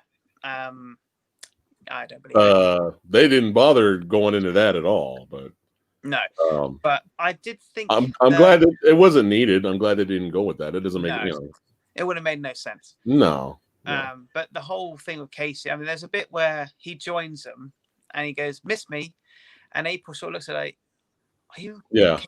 And then he starts fighting. You think, "Oh, okay, that's fine," and then he gets punched within he hits one guy once, and you think, "Oh, here we go," and then he gets hit, and that's it. I think, you had an opportunity. You had that opportunity. I know. It was so strange. This character's inclusion was so strange, and it was so weird because it almost felt like deleted scenes were put in the movie. Everything with this guy felt like a deleted scene sometimes, and it was just I don't know. Like it would have at least have him say his real name and he says something Jones. I don't know. It just I wanted to see this, okay? I want to see Casey Jones bust some heads, something, but he had to teach the samurai how to play hockey and have them dance in the club to Tarzan Boy and play video games. But yeah, I mean, okay. They watched. I do agree. I remember everybody in the theater laughing when this guy had the bell dropped on him after having to fight the sword fight with Leo. Don King. Yeah, everybody cracked up at the Don King joke, man. Like I remember that in the theater, even though I was kind of like, and I remember everybody else in the theater were laughing at oh, look at Don King because this guy shot the cannon at him. Now when Leo went in his shell to dodge the cannonball and then he came back out, was that stop motion? That looked so odd. That does look. It looks like he's got a backpack on. It That's looks how I so. look at it. The movement of it though looked weird. Like, is this claymation? Like, like it looked so weird. Yes, me. Yeah, it is weird. It's a very. I've always been puzzled by that. I can't work out how they did it. Yeah, but it doesn't sit right. It looks okay yeah. if you look the other way, but it's so badly done. Oh, here we go. Here we go. Here we go. Here we go. Cricket. You got to know what a crumpet is to understand cricket. Tell me you didn't pay good money for this. Jose Canseco Pat. That's the one. That's the thing. You can quote the first film. Yeah, but there's very little lines you can quote from the third film. No, it's not as memorable. That's the problem, I think. So, and let's talk about the horrible. Now, Chad, if you are unaware, there is a reason why we have derpy turtles. Okay, there is a reason why they look like this. Okay, they couldn't afford Jim Henson. They could not afford Jim Henson, and that's why we had Chuck E. Cheese Splinter. Okay, and that's why they look derpy. Okay, that's why. Obviously, they had to work with what they had to work with. Unfortunately, they had to just. We're making a movie. Fuck it. Let's go. Let's do it. Do the best we can, I guess. But that's the reason why, guys. If you were wondering why they look so drastically different. Plus, speaking about losing budget, they must have that last budget, man, when the villain got knocked over the cliff and fell all the way down in the ocean. Oh my God, Cat! If you can, please, if you have not seen this death scene, this is one of the greatest death scenes in movie history. Look it up on YouTube. The villain's death. This guy, who I'm horrible for not knowing his name either. It's literally like, all right, we digitized him falling all the way down in the water. Oh, that's it. We got to close shop. But I didn't finish digitizing him going into the actual ocean. No, leave it. Fuck it. Good. No one's gonna watch this. Okay, good. Because literally he falls all the way down in the ocean and then just disappears. Yeah, he disappears. His name's Walker. I've just remembered. Walker. Yeah. Walker. Yeah. Yeah. That when he falls in the water, it literally is, and it's a really bad effect before he even hits the ocean. Yeah. It's so bad. It would have been much better if when they shot the cannon, whatever it is, and he falls off, they should just fall off and behind it, and just left it there. Yeah. That would have been all right. And you hear the splash. You hear the splash sound effect. So what? Right when he fell all the way down. Right before he hit the ocean, Thanos must have did the snapping in. Thanos must have did that right before he hit the water. Oh my God! I think would have worked. Just thinking about it now is that when he got hit, they could have panned, instead of panning on him falling down into the water, panned onto the turtles, like waiting to hear the splash, and they're all sort of waiting, and all of a sudden they hear the. There you go. That's him done. They could have done like a joke on it, and it would have. I think it would have worked quite well, but that probably would have been funnier. It would have been better. So, I know we've been bringing up the negative points on the movie. Well, before we give our verdict here, and you went into some positives too. One of the I think the saving grace of this movie for me, after rewatching it this morning.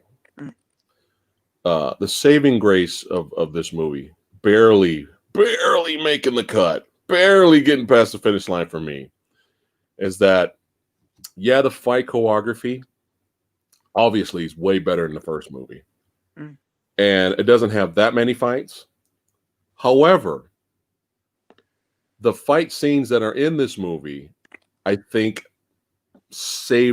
barely save it for me. You know why? Because when that second movie came out, there were so many complaints by adults for the first movie being too violent for kids. There were so many complaints.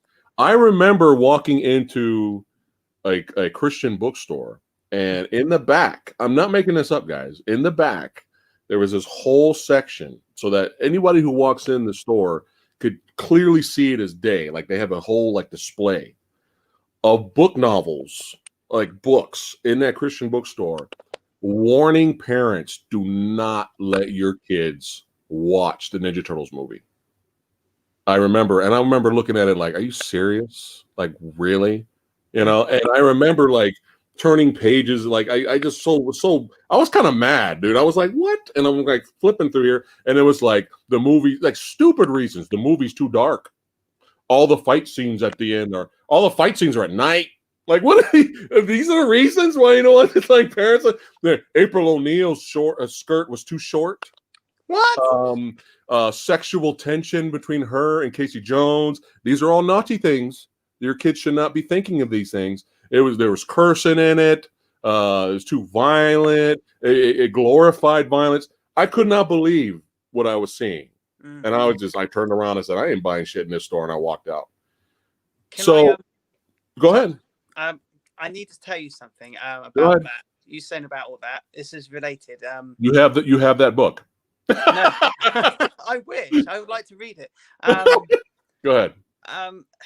Over here in the UK, the BBFC, which is the people that run the certificates for films, etc., they cut all Michelangelo's nunchuck scenes. Yep, I believe they it. They cut all the Michelangelo nunchucks. They considered nunchucks to be far too violent, and we never got it in the cinema, so they had alternative bits added instead of having Michelangelo's bits. When they break into the apartment, a fellow nunchucker, all that was cut. Right. It was completely cut. And they even thought the word ninja was too violent. Right. So they changed it to Teenage Mutant Hero Turtles. Hero, yeah. And it over here, it was completely, we had the same thing. It's too violent. Kids are watching this. Why do they like it? They shouldn't like it. It's too violent. It's nasty. And my dad actually said it is very violent for a kids film. It is violent for a kids film. That's why it's so freaking awesome. It's because you didn't get that. You didn't get it all. But anyway, it wasn't like people were getting their arms cut off and shit. Like, it wasn't like Leonardo was decapitating people. Even though we would enjoy that. That would be amazing. I would love that. Yeah, we would enjoy that. But yeah, it was just like, and I remember a lot of parents complaining. I remember that. So when the second one came out, yes, it has the feel of the cartoon show, but that was mostly because of parents complaining. Yeah. So even though Ninja Turtles 2 is fun, what I liked about 3 was they said, fuck all that. They're going to have their weapons. They're going to use their weapons. There was no, like you said, there's better fight choreography in the first film. I agree with that. But they get down, and there's no combat cold cuts in this movie. No. There's none of that. There's no Michelangelo grabbing sausages. Leonardo is using his swords to defend and attack. He is not like the second movie. Well, I could use my swords on you, but I'm not. I'm going to throw them up in the ceiling, jump up and grab the swords and kick you in the face. That's right. It's so stupid. I mean, even the third film, he gives him a haircut. Yeah. But like, there's none of that. There's none of that, and that's actually one of the positives in the third movie for me. Is like, and you don't have combat cold cuts.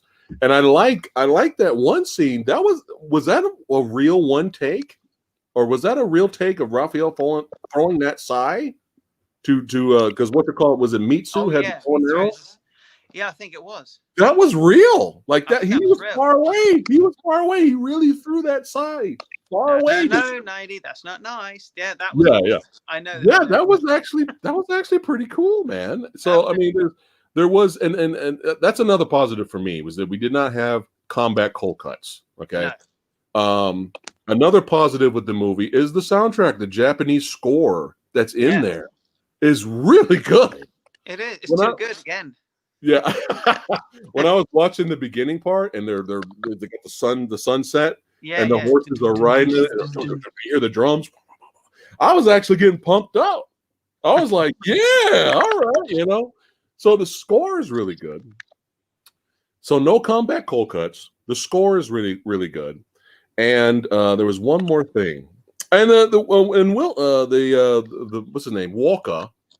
He's fun. The villain was fun. He was over the top, but he was fun. I think he Yeah. knew what movie he was in. But that actor that I'm fired for not knowing his name, Stuart Wilson. Stuart Wilson, thank you. He played one of the greatest movie villains of all time in a movie that no one gives a shit about. Is that Lone Ranger? Was it Lone Ranger? Was it Lone Ranger? No, it wasn't. What was it? No Escape. Oh, well, watch him, chat. Watch him in No Escape, the movie, the sci-fi post-apocalyptic type movie with Ray Liotta. It's so entertaining. It is such an entertaining movie. It's basically about a prison on an island, and they can't escape the prison, right? Because it's in the future. So Ray Liotta gets sent there, and later the movie reveals why he's there. But it's an open, free island, so there's no law. So a lot of the inmates have made like packs, and they have their own like tribe groups. And you have Lance Henriksen and what you call from Ghostbusters, Ernie Hudson. They have their own segregated, or their own separate like group. So it's war basically on the planet. I mean, on the island. And Stuart Wilson, there it is the head honcho villain of the guys who are the wild, crazy Mad Max fucking tribe that lives out. Lives out there, and they're trying to get in. It's a good movie. It's one of the best like hidden gems that no one gave a fuck about the movie. It's good. Chat, No Escape. Check it out. Yeah, No Escape. Watch it. There's an Umbrella Blu-ray release, and that's the only way you're gonna find it on Blu-ray. So if you see Umbrella, it's an Australian company, I believe. They released it on Blu-ray. Yeah, that's the one I have. That's the one I have. So No Escape is badass. Check out No Escape. But he is hilarious as the main villain in that movie. Like he's great. He's great. But he was fun. And there was one more positive. I'm trying to remember what it was. Oh man, I can't remember. Damn it. But it was no combat cold cuts, the villain, the score, and there was one more. I can't remember right now. But about the interaction between the turtles. They seem like they're normal characters. Yeah. I thought that was quite. I think they were a good I remember. I just remembered. Oh, good. Another positive of the movie is Corey Feldman coming back to voice Donatello. Yes, he was perfect as Donatello. Even though Donatello's not the clever one as such in the first film, the scientist, etc. He's still Donatello to me. I actually met Corey Feldman as well. I've actually met quite a lot of people from Ninja Turtles. I've met Kevin Eastman, who created it. Oh, cool. And but yeah, I met Corey Feldman, and I got him to sign my Ninja Turtle picture. And he was like, "My God, no!" It's usually like Lost Boys or Goonies or something, but for me, it was Turtles. So yeah. And but did he actually react like that? He's like, "Oh God, you're giving me that sign." Yeah, he was quite surprised because obviously it's not him in the suit; he just does the voice. So yeah. But still, it's cool. Oh, it's very cool. But yeah, but yeah, I think Corey Feldman coming back was apparently one of the second film he had some issues. He was on drugs, I believe. What I heard was reported, and so they didn't want to have him in it because of all that. They wanted, and then they brought him back for the third when he got clean, etc. So So yeah, it's good that he came back. I was glad he came back. Yeah, it was a big bonus, So there's definitely some positives, and it's not like, despite all the cringe, the dead air jokes, and the derpy faces, and the Chuck E. Cheese thing, the Splinter, despite all the bad that we've said about the movie already, there's still a following of the film, and you have that nostalgic attachment to it. I recently watched it, and I'm going to give my verdict very soon in a few seconds, but they don't completely write off the film out of the canon, because even in the animated movie, TMNT, they reference the Ninja Turtles third film. You see the scepter right there in the middle. There it is right there. So it's not like they're ashamed. They still consider it canon. And that was kind of a cool nod.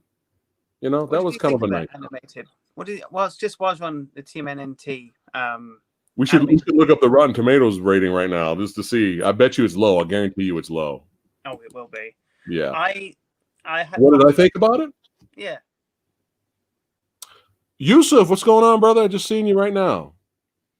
He says, "How come Shredder gets his head crushed and survive, but a couple of logs fall on him as a super Shredder and he dies?" It's a good question. The answer is it's time to end the movie. That's the answer. The studio says it's time to end the movie. That's it. He's dead. There you go.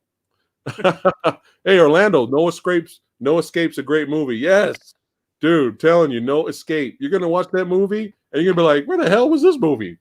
But it bombed. It bombed. It would originally was supposed to have Jean-Claude Van Damme as the lead, but the director didn't want an action star. He wanted to cast someone against type. So that's why he went with Ray Liotta as the action star. But Liotta's good in it, though. Unfortunately, it backfired and it didn't help the movie. I'm sure if JCVD was the star, it would have done better, probably. At least be more known. But you know what? I saw the TMNT movie, the animated version in theater. And for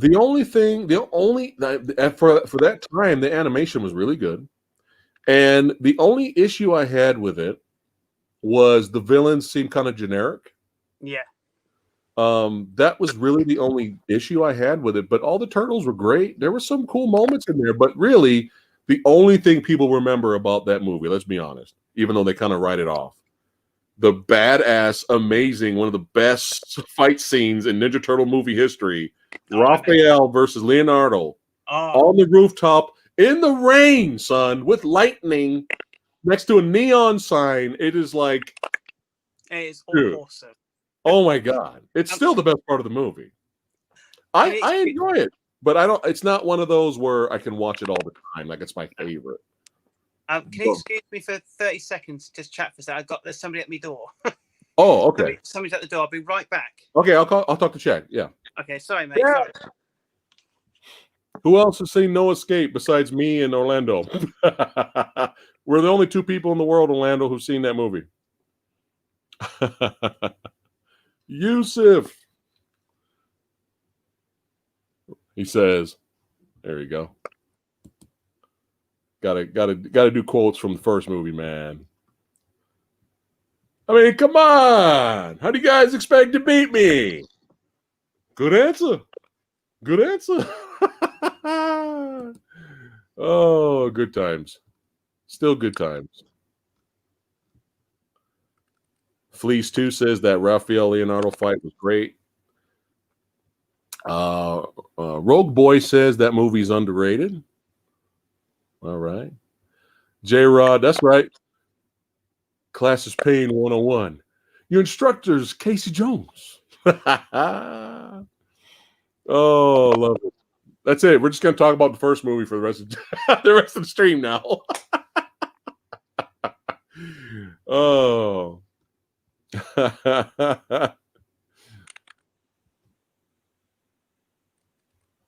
I'm sure you guys also knew that Ernie Reyes Jr. that played Keno in the second movie, he was actually in the Donatello suit in the first film. So all the badass martial arts that Donatello does in the first movie, that's little Ernie in there. I'm sure you guys already knew that already, though.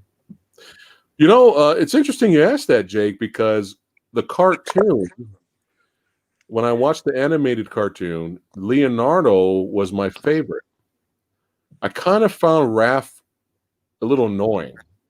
Leonardo was my favorite watching a cartoon. But until I seen that fucking 1990 movie, I've been Team Raphael since. Since that movie, I am Team Raphael till this day. I like all of them in their own way. What's up, Jamie?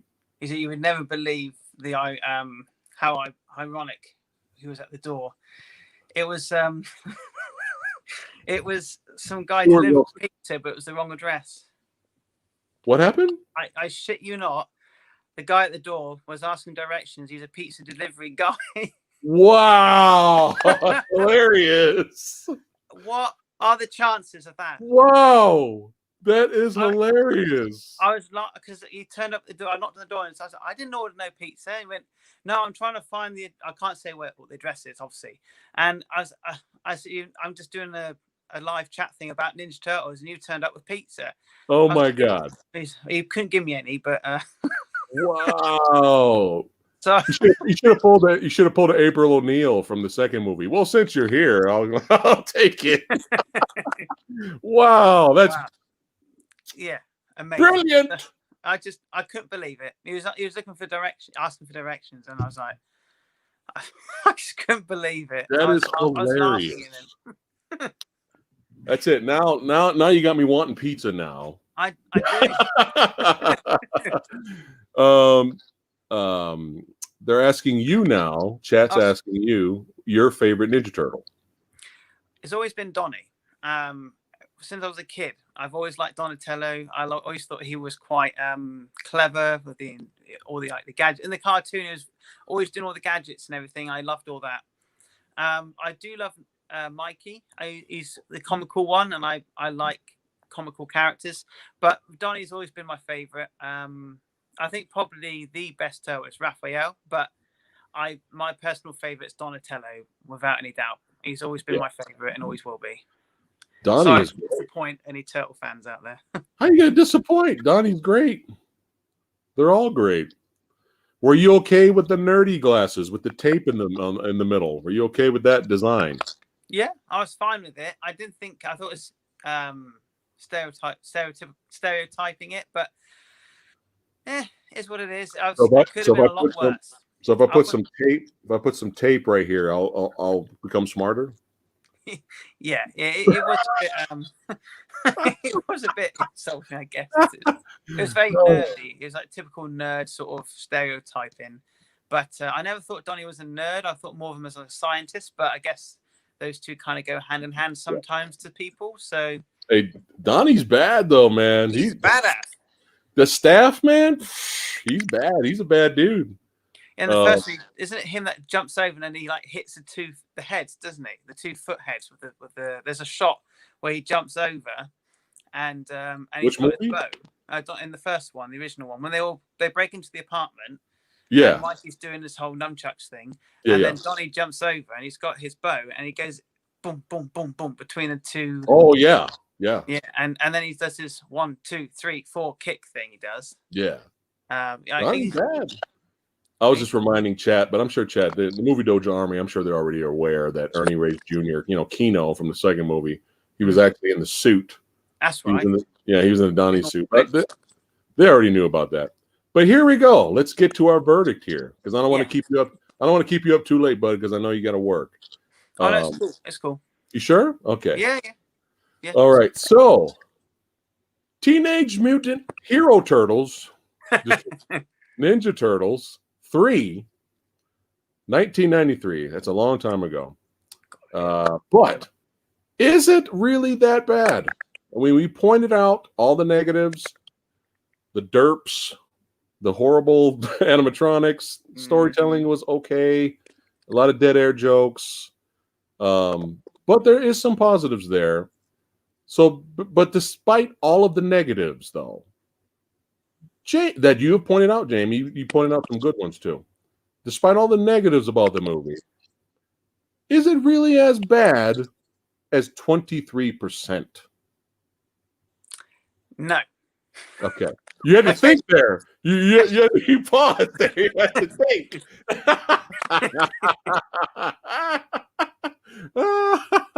Okay.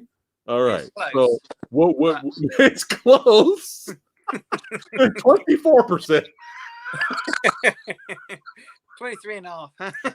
23.5. No, what would you rate it though? What would you rate it? Okay, well, again, it's every film is personal and critical. So personally, I would do both. I just do both. Personally, I would go. What did I give? Howard the Duck. It's not as good as Howard the Duck. That's saying something. No. I would probably go about personally, I'd go 50%. Okay. Critically, I would go. I would say about 30. What was it? 30, 23. I'm going to say 30. 38. Okay. 38. We go 38. Okay. It's 15 above the, and I think it's about I still think that's too high. Let's say 35. 35. There you go. There you go. I'll agree with you on that one. I'll give you. Actually, you know what? Let me take that back. Chat, also, let us know in the comments. You give your rating as well, because we're going to take a look at them. I'm going to give it a 30. 30%. So it's not as bad as 23%. So that means, I know, right? Ninja Turtles 3 has survived. It is not really as bad as 23%. It has survived. And I think it was damn hilarious when you're all like 23 and a half. 23 and 3/4. But no, there is some positives in there. There's some moments of entertainment. Yeah. That's, again, key. Entertainment. Even though there's a lot of pain, there's cringe, but there's still something in there that entertained me. Unlike Double Dragon, which we talked about yesterday. The only thing entertaining about that movie was the cinematography. I've never seen it. The cinematography. So to get that joke, you're gonna have to watch that episode. That's all I'm gonna say. I'm gonna watch not seen the film, though. I have actually purchased that about a month ago. Oh no! Yeah. You know what? No, you know what? Knowing you probably like it. Oh, thanks. well, Master Chaos gave it the thumbs up. Okay. Yeah. Watch our review when you're bored and you're busy and have stuff in the background. Then you'll get this. You'll get the cinematography joke. But yeah. So both movies survived today. They're both are not high art. They're not amazing. Obviously, Howard the Duck's a lot way better than Ninja Turtles 3. However, there was enough. Like for me, it barely made it. It's quite close. It is quite close. I will be honest. But, yeah. But it made it. It made it. So, any fans or huge lovers of this film, I'm sure you're happy with the result that we gave right now. But it's still probably okay. Chat, do this also too. Rank all of the live action Ninja Turtle movies. Rank them right now, because we're going to go over and we're going to see what you guys put in there. What would your ranking be? Unless are you going to include the fourth movie, the animated one? Every single Turtle film, I can tell you my ranking personally and critically. So all right, go for it. Right then. Original. Okay, this is me personally. Original 1990 movie, 10 out of 10, 100%. Go fuck yourself if you don't like it. It's fine. Okay. Critically, critically for the original 1990 Ninja Turtle movie, that's quite a mouthful. I think critically it's about 79 to 80%. I think it's a really well made film. There's not really, if you can buy into the concept that it's 4 turtles kicking ass, then fine. But I think it's a really strong comic book movie, and it does take elements from the original comic books and the TV series. It's a very mature film and has some great themes. So I think it's a very strong film. Secret of the Ooze, a second film. Personally, I would go about 65%, about 65%, and critically about 60%. I think it's an entertaining kids film. Where the first one's more mature, this one's more of a kids film, and for a kid audience, I think they would enjoy it more, possibly. So I say 65 personally and 60 critically. Teenage Mutant Ninja we've just done already, so 35 I gave it. And critically, I guess, I gave it about 50% personally and 30%. I would just say the titles, just rank them. You don't have to critically explain everything. TMNT, I like certain elements to it, and I would say that was about 55%. And then on to there's a Turtles Forever cartoon. If you include in that, that's a really good animated film with all where the turtles meet the old turtles, and then they meet the comic book turtles. That was really good. I'd say that was about 65 to 70%. And then there's the recent Turtle blockbuster ones with Michael Bay, even though he didn't direct it, but the first one I'd say is about about 65-70%, and then there's Out of the Shadows, and I would say it's about 60%. It's not quite as good as the first one. After reflecting, watching it again, Right. But yeah, there's a Casey Jones movie which I don't know if many people know about. It's Really? And it's got the guy who played Michelangelo in the original 1990 movie playing Michelangelo in it. It's a fan-made film, and it's very violent and very good. Huh. I would say really? that's about, yeah. I'll send so I can send a link to it later for you. Yeah. Send that to me. I'd love to check that out. So everyone's talking about it. I don't have any images to show up right now, but everyone's talking about the Mortal Kombat. Yeah, it just Some dropped. of the photos have been leaked. I haven't seen it yet, but I haven't seen I've seen posts come up. People have sent me pictures, but I've not seen it yet. One really cool shot of Sub-Zero forming something in ice. It looks pretty good. So, but yeah, we'll see. That film? Have you done that Mortal Kombat for Is It That Bad? Because it is considered bad by a lot of critics. Let's check it out right now. Why are you talking to chat? Let me look. Check tomatoes.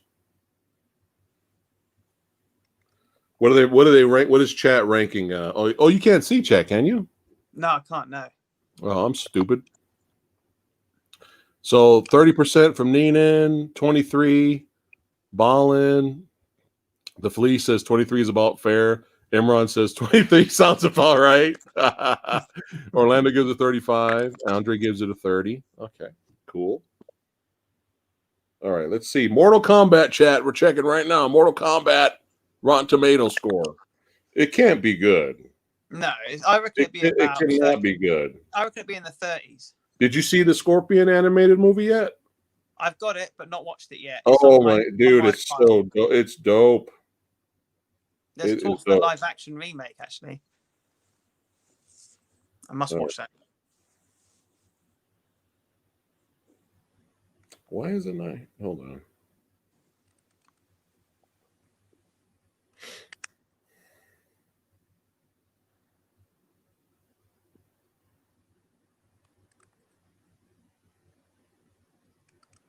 I don't know why it's not popping up. Oh, here we go.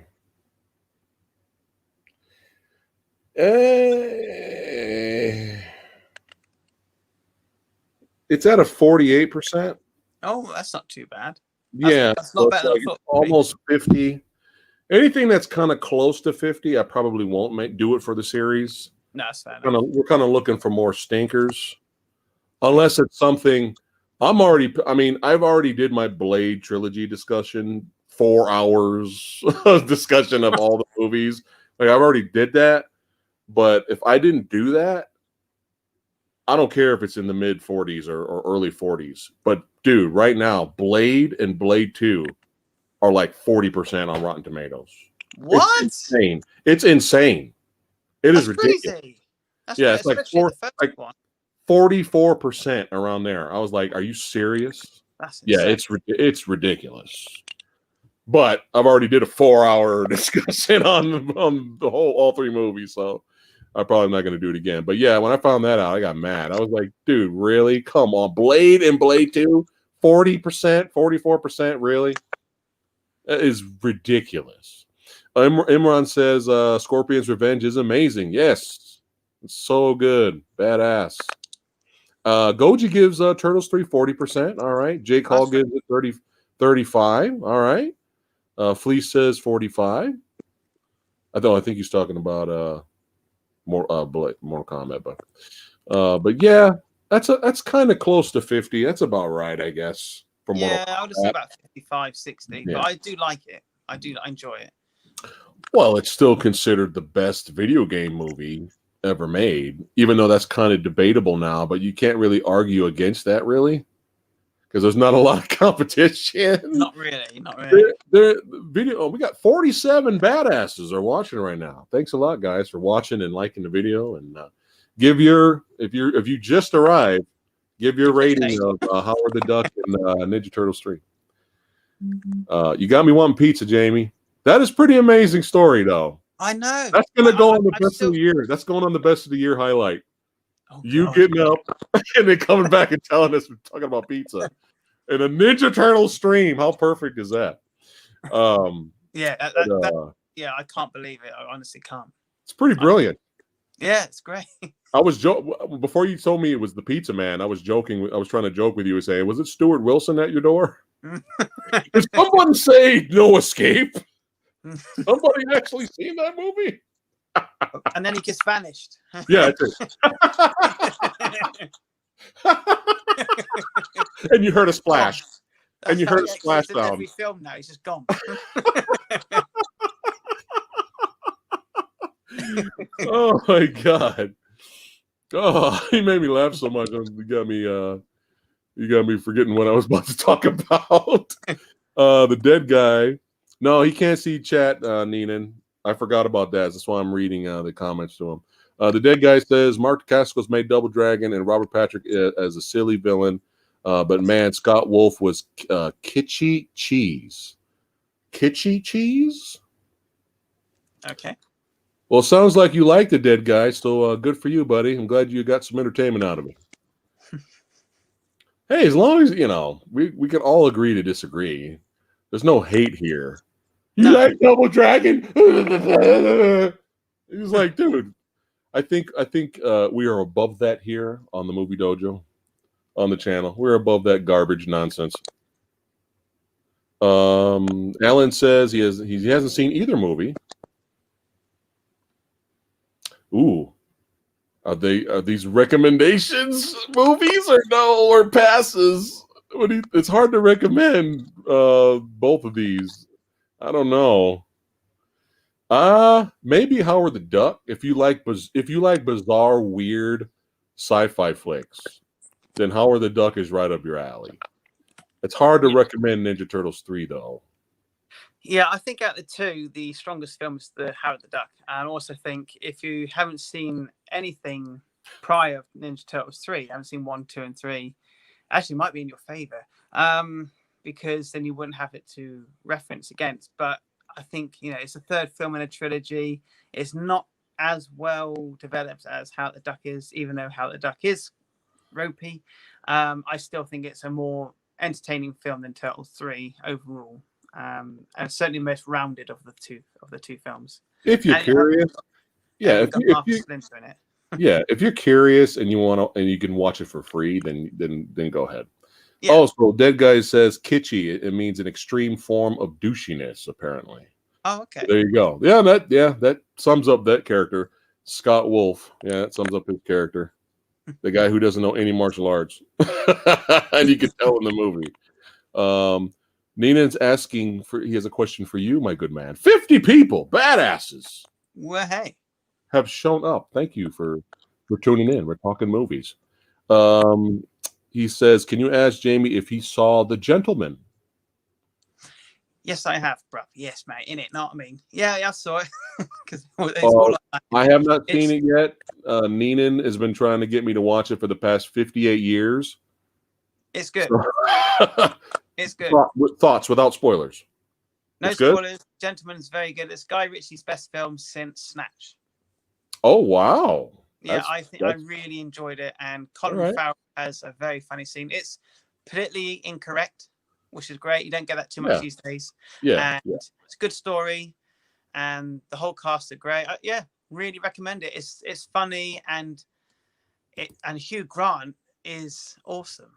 I never thought I'd ever say that, but there we go. All right. That's all I'll say. That's it. But yeah, there you go. Good film. All right. So there you go, Neenan. Jamie Powell has given The Gentleman his thumbs up seal of approval. And yes, I will watch it, Neenan. I will watch it. Poor guy. It's been like 75 years. He's been trying to give me. I'm just going to keep changing the number, make it more. I'm going to exaggerate it more and more. It's been 150 years he's been trying to get me to watch The Gentleman. All right, let's see what else we got going here. Here's a good question. Monster World says, would you watch Howard the Duck or Ninja Turtles 3 again? I'd watch Howard the Duck again. I think owning Ninja Turtles 3 and watching it twice, I think it's enough. I think I got enough Ninja Turtles 3. Unless I get in the mood to binge watch all the films. You never know. Mm. I'll probably pop it in just to watch all, if I want to do a marathon, sure. But owning it isn't, I think paying for it, owning it is probably enough. That's enough right there. Me showing credit or giving the movie some kind of credit to the fact that I paid for it. That's enough. What about you, Mr. Jamie, sir? I would probably watch both again. The problem is that these days there's so much choice on stuff to watch that I find it now difficult to go back and watch films that I love, or B, Yeah. that I like.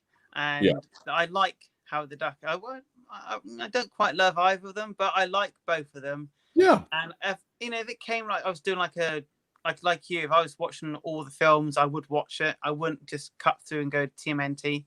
No. But I'm going to be honest, I prefer Turtles 3 to TMNT, even though it doesn't have that awesome Raph Leo. Right. But it's got Stuart Wilson. Yeah, I would watch it. We rather watch Stuart Wilson ham it up on screen than some generic CG villains that are very forgettable. Let's see. What do we got here? Oh, Alan 123. He's gonna finally watch the Alien movies 1, 2, and 3 for the first time tonight. Make sure you're watching the extended cut of Alien 3, Alan. Do not watch the theatrical cut. Watch Yeah, and if you're curious, fuck it. Go watch the fourth one. Why not at this point? Well, yeah. Well, a lot of people like the fourth one over the third one. That's how much the third one's hated.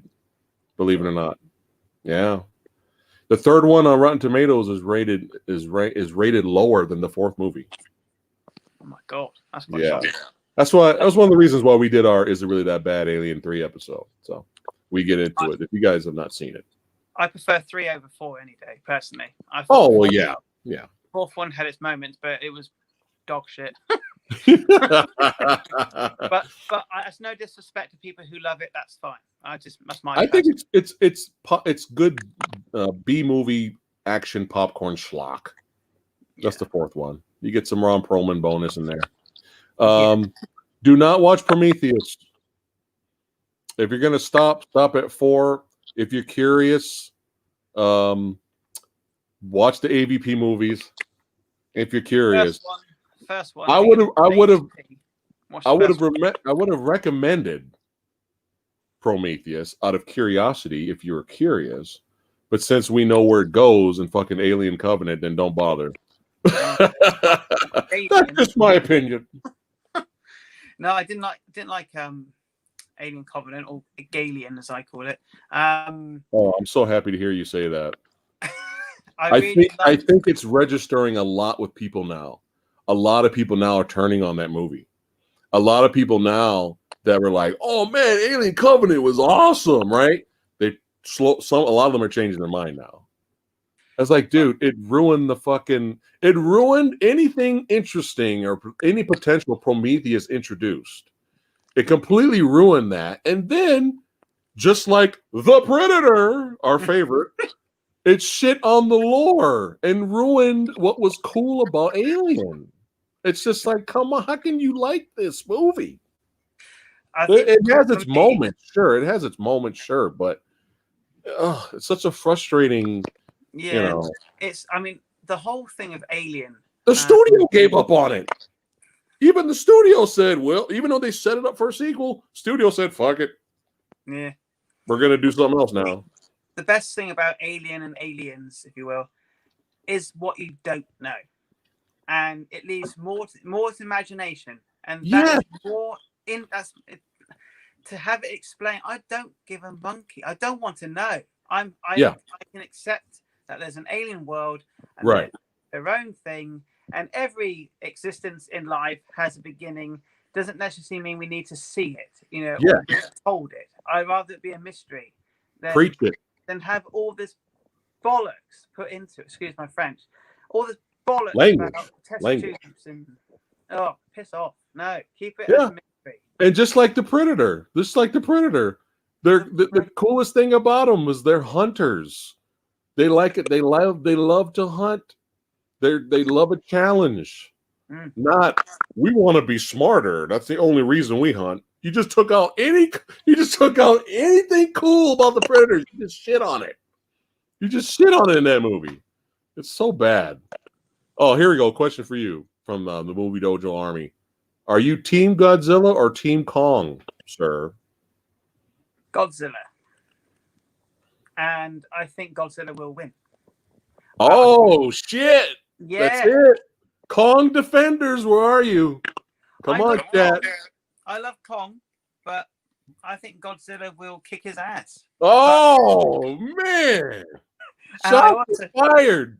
But, there's a but. Okay. Neither will kill the other one. Okay.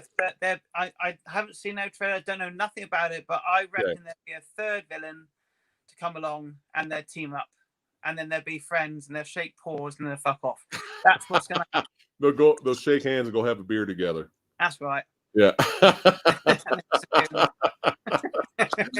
And at the same bar where they're having a beer together, Jet Jaguar will be there, having a beer, playing pool with them.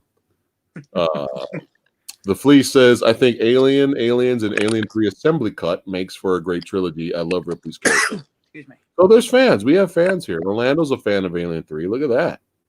Look at that.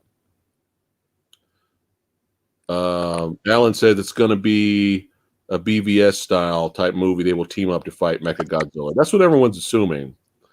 Orlando says, but Kong is more agile, Jamie. Come on, Kong uses weapons. He doesn't have the breath, does he? He doesn't have that. That's fine. King Kong's cool. That's it. All the Entertainment Talk Nation guys are going to show up now. Hey, who said what? We're gonna debate for the next 8 hours. Wouldn't that be really bad? Hold on. Olivum from VA says the rumor going around now is that Kong and Mechagodzilla team up to beat Godzilla. What? Orlando says Kong would stomp Godzilla. Oh, Team Kong all the way. Here we go. I knew it was going to get shots were fired. Sorry, it's my fault. Oh, it's fun. It's fun to debate and nerd out. Rob from Entertainment Talk Nation, he's a great dude. He brought up something on one of his streams, and he said, if this movie doesn't deliver, it's over. Like he said, if it does not deliver what the fans want, because right now fans are thinking Godzilla and Kong are going to team up against Mechagodzilla, right? I mean, right? That's what fans are thinking right now. But what if that doesn't even happen?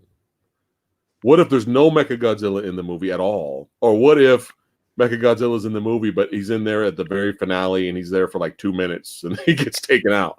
Like, they could easily fuck this up. Like, they could easily fuck it up. And unfortunately, I was on the Adam Wingard bandwagon at first until his later movies came out and they weren't good. I saw You're Next, and I thought it was a solid home invasion horror flick, action flick. I thought it was solid. But The Guest was the one I was like, yeah, with Dan Stevens. That introduced me to Dan Stevens. I like that. That. And a lot of people are calling that a fluke now because all his movies after The Guest have not been good. So he did the remake of Blair Witch, the reboot that went to theaters. Yeah, he did that. And then he did Death Note. That's on Netflix, the live action movie based off that popular anime. Oh my which God. Everyone hated. Yeah. Oh. So And I think there's some other ones he did that weren't good. So William now Dafoe was people good. the which one? William Dafoe was good in that as the He perfect, yeah, Yeah. perfect. But unfortunately, that was the only good thing about the movie. Oh, But yeah, it's kind of like, so now I don't know. So hopefully, fingers crossed, he doesn't fuck it up. So no, we can only hope. Goji says Godzilla will whoop Kong's ass. Yeah. Oh shit! Shots have been fired back. Alan says, "Have you seen the super small clip of Godzilla versus Kong? It shows how big Kong is. He is the same height as Godzilla." Well, that 3-second clip that they uploaded a while back, they don't show them next to each other. So maybe you saw a different clip than I did. So there is a but clip, he does like look an bigger though. There's like He an does advertisement clip of Oh, Kong okay. fighting Godzilla. But it's like for an advert, and it's just like it turns into like a joke at the end of it. They did it for something, I forget what the hell it was, but I'll see if I can find the clip. But there is a clip of them fighting, but Is it from the movie? it's like it's an advertisement for the movie, for like one of its promotions. So it's like a promotional advert for a sponsor. Okay. So Okay. I don't think it should be taken too seriously in representation in the movie as it is, because we haven't seen them together fighting. I know they're going to be fighting at sea with the with all the army and everything, but Right. But there's no official like of them hitting each other yet. Right. That's going to be the money. That'll be the money shot in the trailer. There'll be a lot of build up Yeah. of and then it'll be so much time has passed. I'm expecting Kong to be bigger than he was in Skull Island Kong. He was like a baby in that movie. Yeah, that was good. I like Kong Skull Island. I thought I'm happy to hear you say that because so many people shit on that movie too. I'm like, what were you expecting? Let's see. Nina says Godzilla will stick a tree in Kong's throat. Let's see. Godzilla and Kong battle a new Titan. See, that's the thing. There's rumors of a new Titan, so that people are getting excited about Mecha Godzilla. Is he even going to be in the movie? You know, like fans are going to be like, "There's no Mecha Godzilla in here. What the fuck?" That's what I'm saying. They could easily fuck this up. Oh yeah. Orlando says, "Don't pull a Rhino from Amazing Spider-Man. Just have Mechagodzilla be at the end of the movie." Yeah, I agree. I agree with that. They can probably do that, man. Like think about it. Are they honestly going to have a Mechagodzilla walking around the whole movie, or at least a good chunk of the movie? If anything, they probably would pull a Rhino from Amazing Spider-Man 2 and have Mechagodzilla show up right at the end. Or maybe they'll tease Mechagodzilla to get a sequel, another one. Fans will be pissed, I think. Yeah. Let's see. Worst case scenario, more boring human talking and less Godzilla versus Kong fights. Yep. Yeah. Yep. That's exactly what's going to happen. Excuse me. Alan123 says Skull Island is so much better than King of the Monsters. Can't argue with that, actually.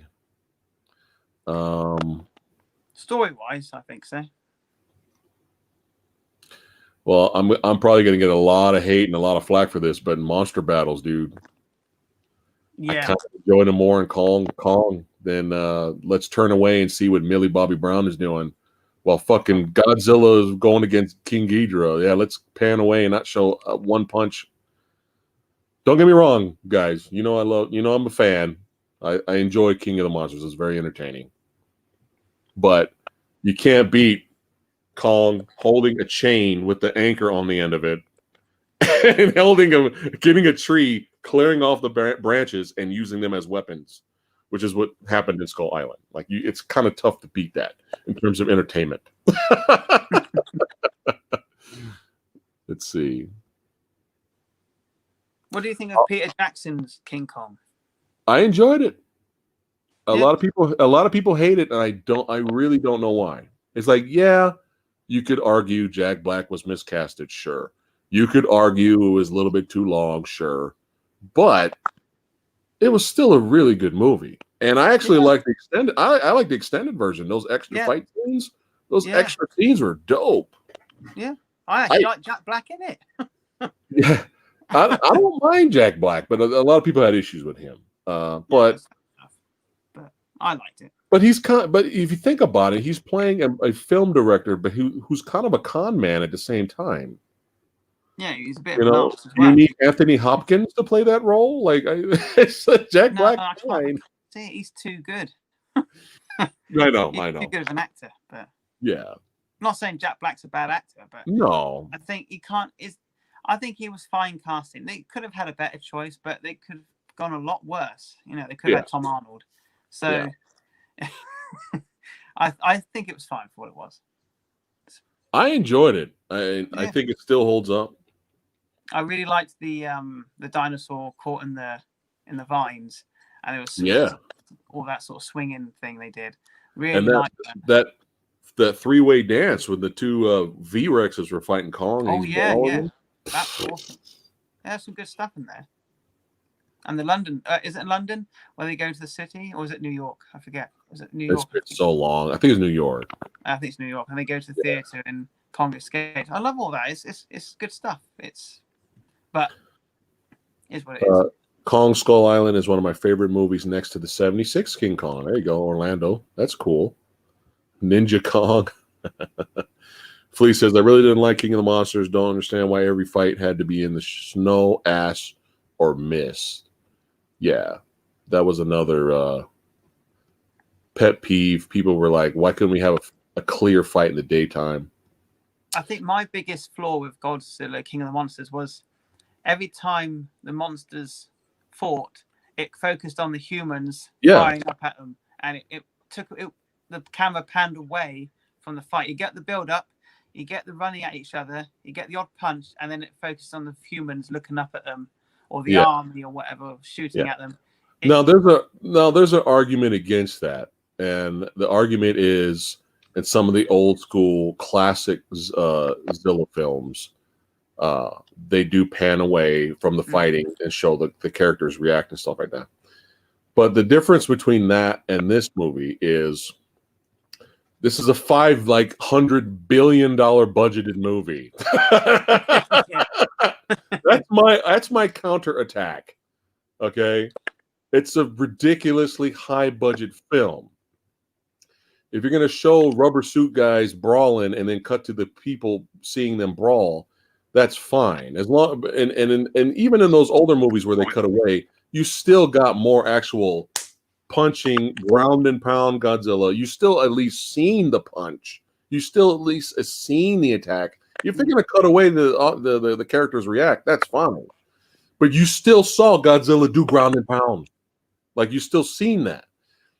This new movie, even though I like it and I found it entertaining, this is like such a ridiculously high budgeted film. So now you give us these beautiful designs and beautiful, special effects and amazing soundtrack.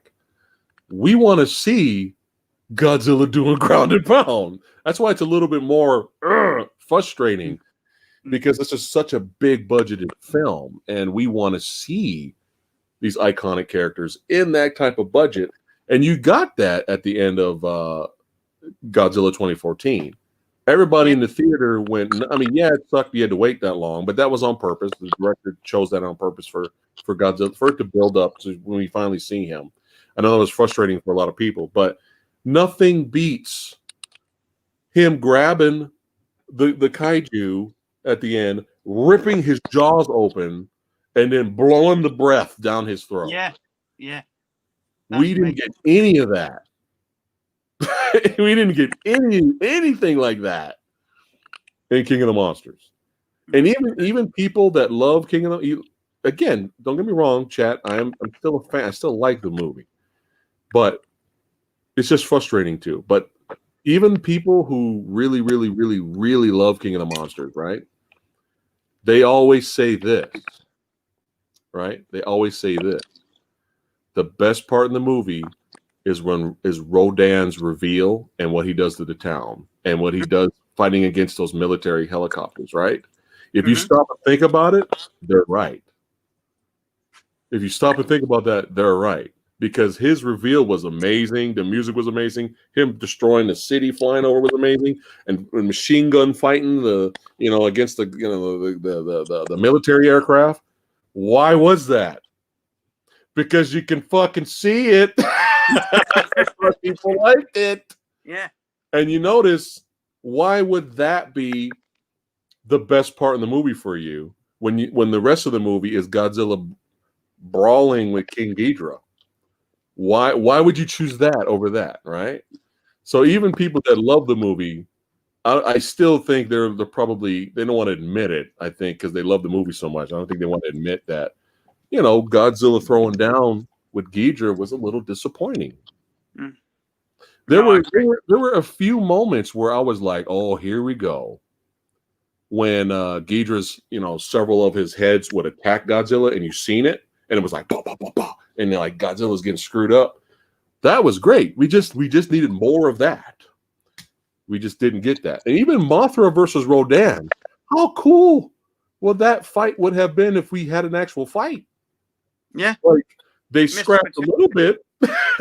Like they scrapped a little bit off screen and a little bit on screen. But imagine like a almost a jet fighter, like Top Gun sequence where they're kind of like,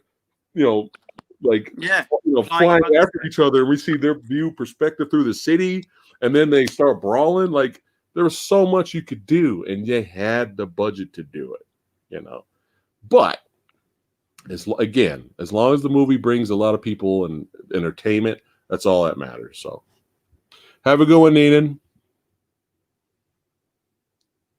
I have not seen Fire Breather. Do you know anything about that? Somebody else from chat the other day recommended Fire Breather. I have not seen that. No, I haven't. That sounds interesting.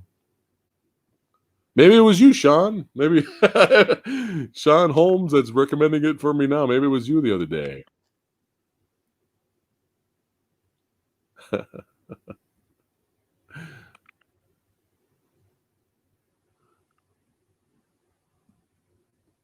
Well, it's nice to know we're not alone,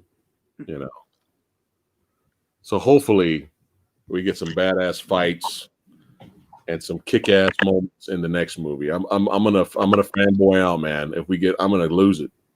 If I'm in the theater, I don't even give a shit about the story. At this point, I don't give a shit about the story and the characters. I really don't. No. If they give me the fights, dude, I will be in the theater like, yeah. Or probably more realistically, I'll be at home streaming it like, yeah. We haven't got HBO Max, so we don't have. Yeah. So yeah, that's probably how we're gonna watch it. So I have not seen Rega Doji. I have it in my queue on Amazon Prime to check it out. I have seen Rago, and I was not a fan of that. I was not a fan of Rago. Don't watch Rago, James.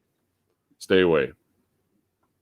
What do you got back there? Is that the mask? I think it's. What do you got back there? I just moved because the wife's due to come home any minute, so she wants me to get the door open for her. All right. No, I was actually getting ready to wrap it up anyway. What's all those goodies you got back there? There you go. Smoking. Smoking. Yeah, my brother got me for that. About 20 years ago, I guess. I've actually got the actual mask from the film as well somewhere. Please don't tell me you're a big fan of Son of the Mask. Fuck no. Oh my god. No way. Oh, I've seen clips of that movie and I was like, that is puke. Oh, got some turtles. That's right. Yeah. That's right. I don't know if you can see this one. A bit old. There's Captain Kirk, Leo. That's hilarious. And then you got the old school turtles. Yeah, you gotta love that. Yeah. We're getting a tour, chat. We got a bootleg mini tour right now. Yeah. That's the last. Alan, this Sunday I might do a live Q&A and hang out with the family, hang out with the Movie Dojo Army. And I might talk about some of the recent movies I've seen recently. So if you want to tune in Sunday, I'll be there. All right, please have a good one, brother. Oh, well, thanks, man. Thanks for subbing. All right. That's awesome. He says, Jamie sent me. There you go. There you go. All right. Thanks, Fleece. Have a good one, brother. All right, guys. Great fun stream today, talking about some fun movies. And thanks again for chat, for hanging out with us today. Make sure you guys, if you have not, head over to Jamie Powell's channel and subscribe to Mr. Jamie Powell. He is hilarious. He makes me laugh. Makes me laugh. He's got my type of sense of humor. He cracks me up, and he's just like you guys. He's a huge fan of movies, and go over there and show him some support and subscribe. So, and we will see you guys next time. We'll do some more videos, Jamie. Now that you're back, I know you're working like crazy, so we'll have to schedule more of these. But yeah, if you need me, if it's easier for me to do it early like this, we'll just do it early. So Yeah, that way we can that's get on cool. the channel more often and talk movies. All right. So that is it. Thanks again, all the badasses, for liking, sharing, and subscribing. And we'll check you guys later. Don't forget Monday. Well, Sunday I'll be doing a live Q&A, but don't forget Monday at 6 p.m. Pacific time. Me and Danny, that's right, the Cinestalker, are going to be talking about I Was a Teenage Zombie, and I've never heard of it. Yeah, we're gonna watch it and talk about it. And the Crow Wicked Prayer. Oh The no! fourth Crow movie starring Edward Furlong. And you know what's hilarious? It's at a 0%, bro.